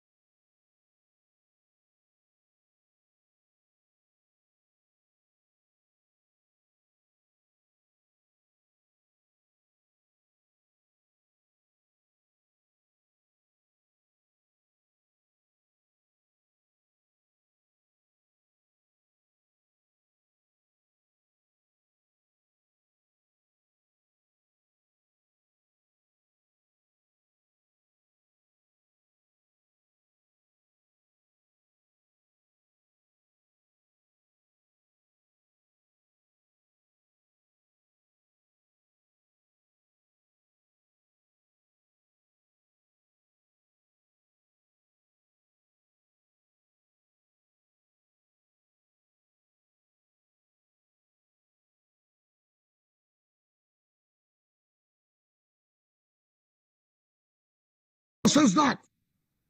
And ignorantly, in order to incite the community, one boy from Akwa Ibom, who says he's an advisor to Mr. President on Niger Delta matter, who knows whether it's left or right, will insult the governors of the Niger Delta simply because he has a problem with the governor of the state. Will come and say, look at WIKE, all those flyovers is building. What is development?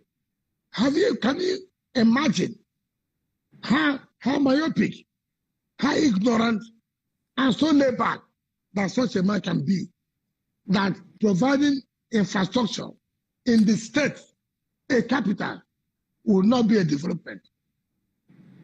Why would he say so? He says so because as a senator, I was the Minister of State. He had a problem with his governor, Momodu. They were struggling for Polytechnic. I was not the main minister. The main minister was Professor Rukoatu, who made a memo to Mr. President Goodluck Jonathan then. And Mr. President said, look, you must have to seek the opinion of the governor. You cannot go to a state to start a Polytechnic. Who will give you the land? It is governor that will give you the land. Unfortunately, my minister left and I took over. And when I took over, that was the same memo I saw. And then I went to Mr. Governor. Mr. President said, look, provide us a land. And he provided a land. Senator Itayanag, who wanted the Polytechnic to be his village, had the audacity and temerity without fear to say that I took bribe from Mr. Momodu. And I have never seen an insult like that. A man who could not win an election. And then he had his problem with his governor. A man was done. And then he started to open his diarrhea mouth to say governors are not using the money for the derivation. Whom is this inciting? Let anybody in this state challenge me that I have not done one project or the other in the 23 local government. I challenge any politician who is based in Abuja, who is based anywhere, to say, show me one project, one you have done in my local government. I said one. I will tell you. So it is wrong for people who want to be governors to come and begin to incite the people to say governors are not using derivation money for the communities. That's so ignorant of the law. Now, as for the issue of, yes, to the extent that the wealth of the NDC hasn't been utilized as supposed to be, as it relates to NDC, I agree with you. Yeah, no. Rivers State government took NDC to court that you cannot come to Rivers State to begin to embark on projects without due consultation with the state government. And we want that matter to the glory of God. We're the only state who challenge NDC and the federal government. We're not afraid to challenge when we know that you are doing something that's illegal. Yes, I agree with you. NDC has been a cash cow for politicians. NDC released 15 billion naira to challenge my election. Where did the money go to? They use the 6th division. Where did the money go to? To private hands. And we won. If you have utilized that 15 billion naira in one state, you would have known the level of development in that state. I called the chairman and the MDs of the NDC. The problem we have that the federal government always make those who will be MDs of NDC who want to contest governorship election to be MDs. And so their business is to make as much money they can in order to go and run for governorship election. And so no development is, nobody thinks of development. All their business is just to make money to be governor. And if the federal government means well or meant well for us, why will you use somebody who's a politician to be an MD of NDC? Yes, sir. I don't want to even say, I went to an army formation where an MD contributed 1 billion naira to tie the barracks of the NDC, of the army. What is the responsibility? What is the responsibility? Are those the people of the communities in the NDC? Simply because he wants to run for governorship in one state, he committed 1 billion naira to the army barracks. What a shame. How can that be development? NDC will come to your state. They don't know their development plans. They have somebody they want to do 50-meter road. They put it 1.2 billion naira, 50 meter. Even the roads are awarded by state government. I awarded a road in Chokocho to Ibueche to Rumokroche. And there is a claim that they did the road. How fraudulent can that be? Every road, and there is will claim money when they did not do any road. So for me, you are right on one side that yes, the money that has come to NDC is not being used. That I will agree with you. The level of fraud in NDC is unimaginable. But the presidency has a say there. Did they have a say? Why do you use somebody who wants to be a governor to be MD of NDC? Why do you use politicians to run NDC? In any case, who are those who control the NDC? You have the Abuja politicians. You have the presidency. All of them are involved. They're all involved in the sharing of the whole thing. So how can that be development? How can they not accuse NDC? As NDC is a corporation that's supposed to take care of the people of Niger Delta. But who are those who are controlling this NDC? Who are those who are controlling? So you are right on one part that the wealth that comes from the region as it applies to NDC is not being utilized for the development of NDC of the Niger Delta state right. But to say the 13% that accused to the states are not being utilized, they should call those states that are not utilizing the money. And I challenge anybody, let them take a fact finding. As I came as a governor of Rivers State, to come and say the 13% calculate the money that came to us and see what we have used it for in the communities as far as Rivers State is concerned. You cannot single out one community that's not an oil producing community as far as Rivers State is concerned. Wow. Sir, there are 3 steps to achieving power in Nigeria. To attain power, money, ethnicity, and religion. Which would you think is the most potent? Well, what is the most potent? It depends on where you're coming from.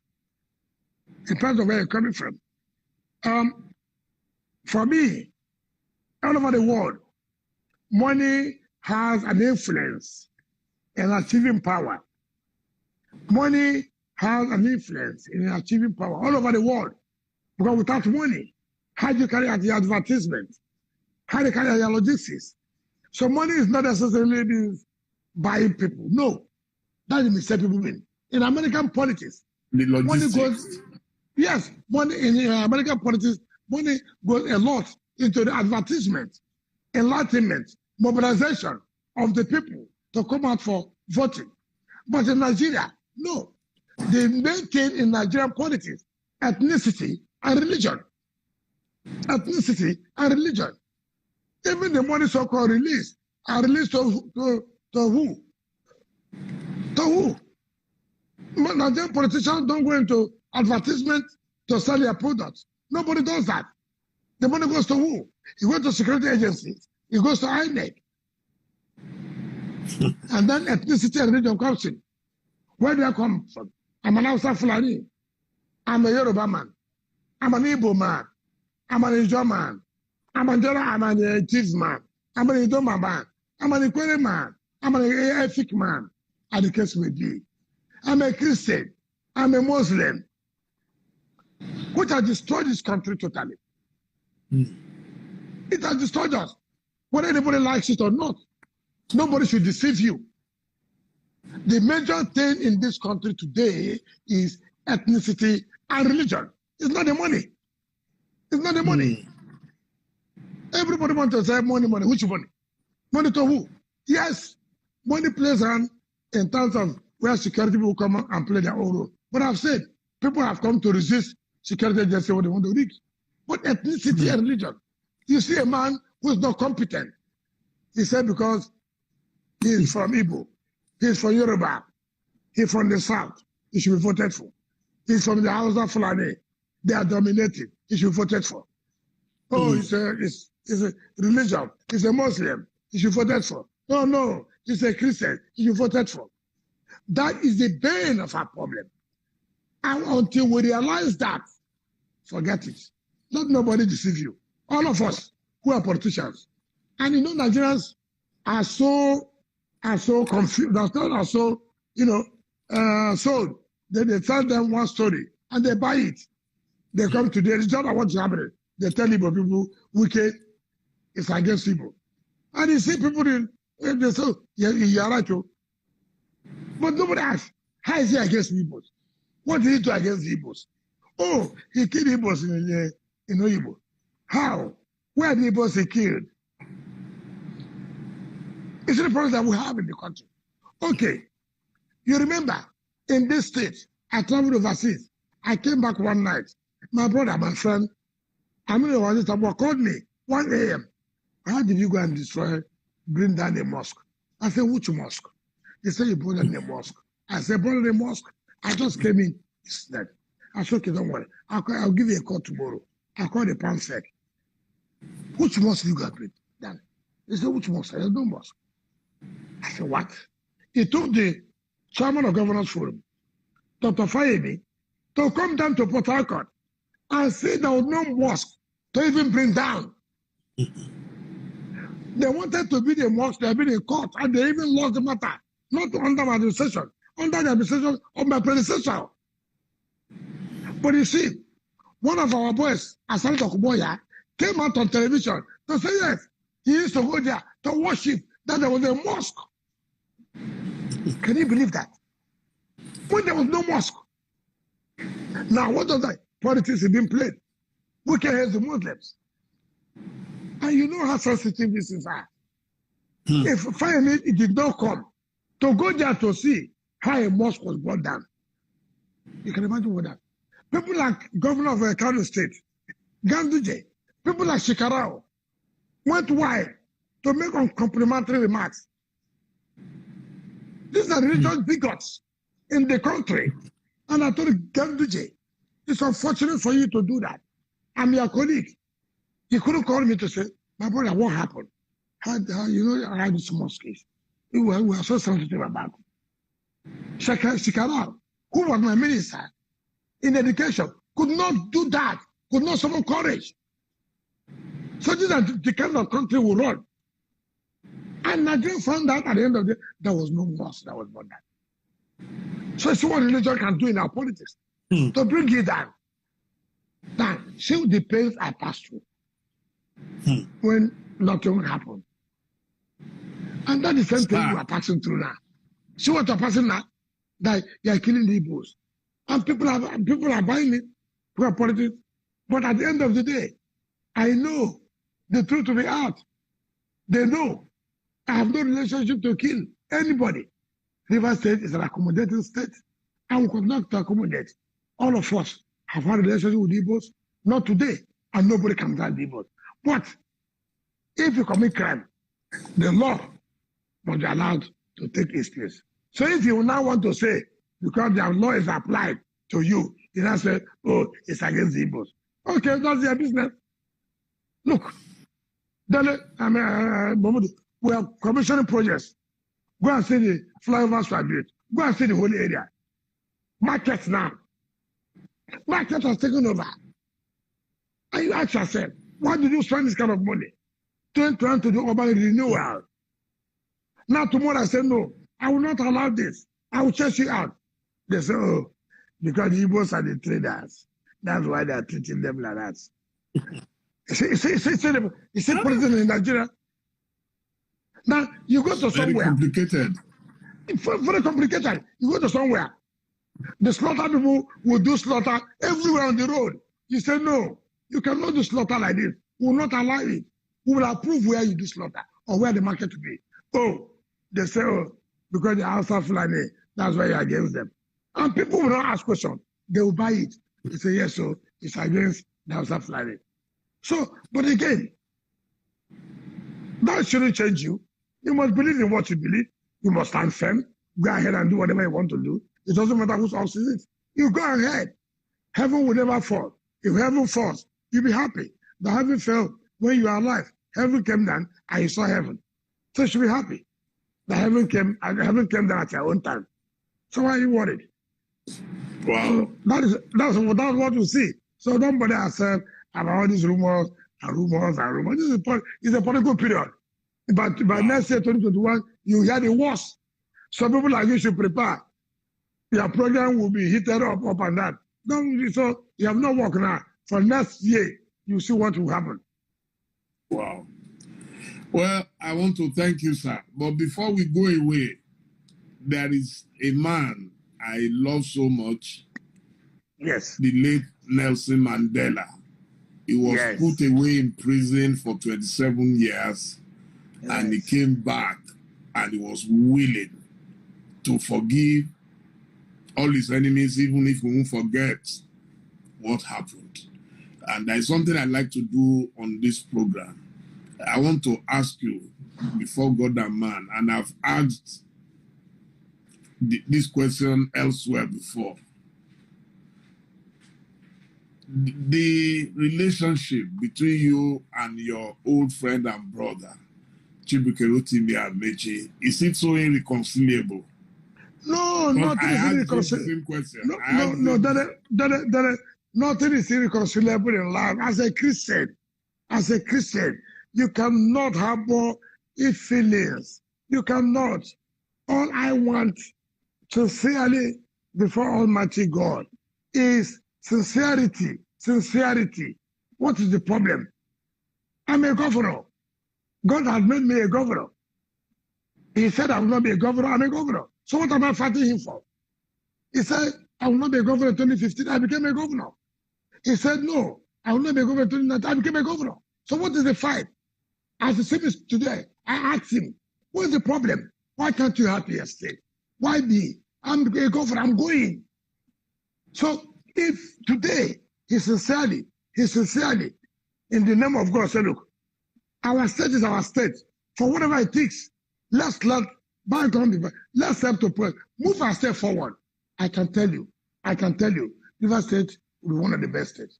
I can tell you. Dele, I speak to you from the innermost of my mind, not as the so-called politician in quote, as people will say. I have nothing to contend again. God has been there. God has been merciful. God has been kind to me. I passed through. I've told you what I passed. Murder cases, armed robbery, this and this and this and this. It's God that has done it for me. It's not man.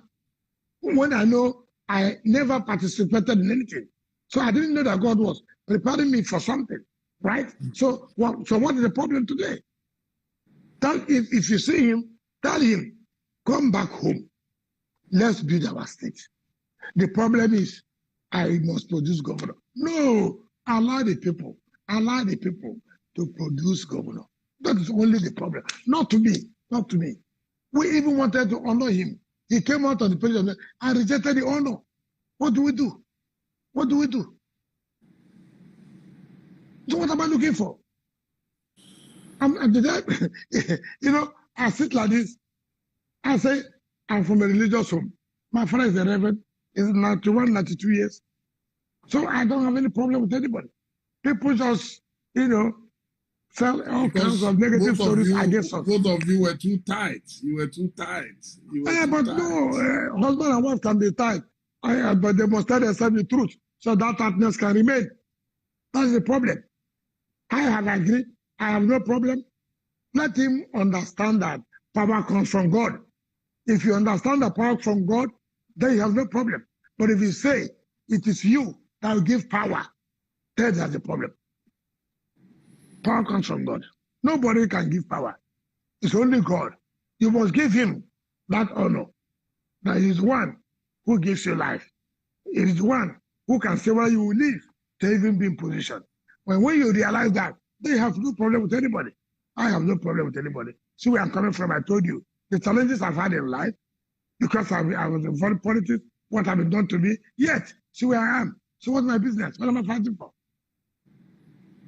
So, I want to say a very, very, very big thank you to you, Your Excellency. It's been nice talking to you tonight. I never expected anything else. I mean, I knew that you are one man who does not shy away from speaking your mind, and I'm happy that you didn't disappoint. Thank you so much. And thank you. We'll keep you and your family in prayers. Hello? Did you hear me, sir? I said we will keep you and your family in prayers. Yeah. Thank you. But before you keep us in prayer, please come on Saturday, bring your team to stay here for 2 weeks and go and see what we have done. And then they come back to you while your prayer continues.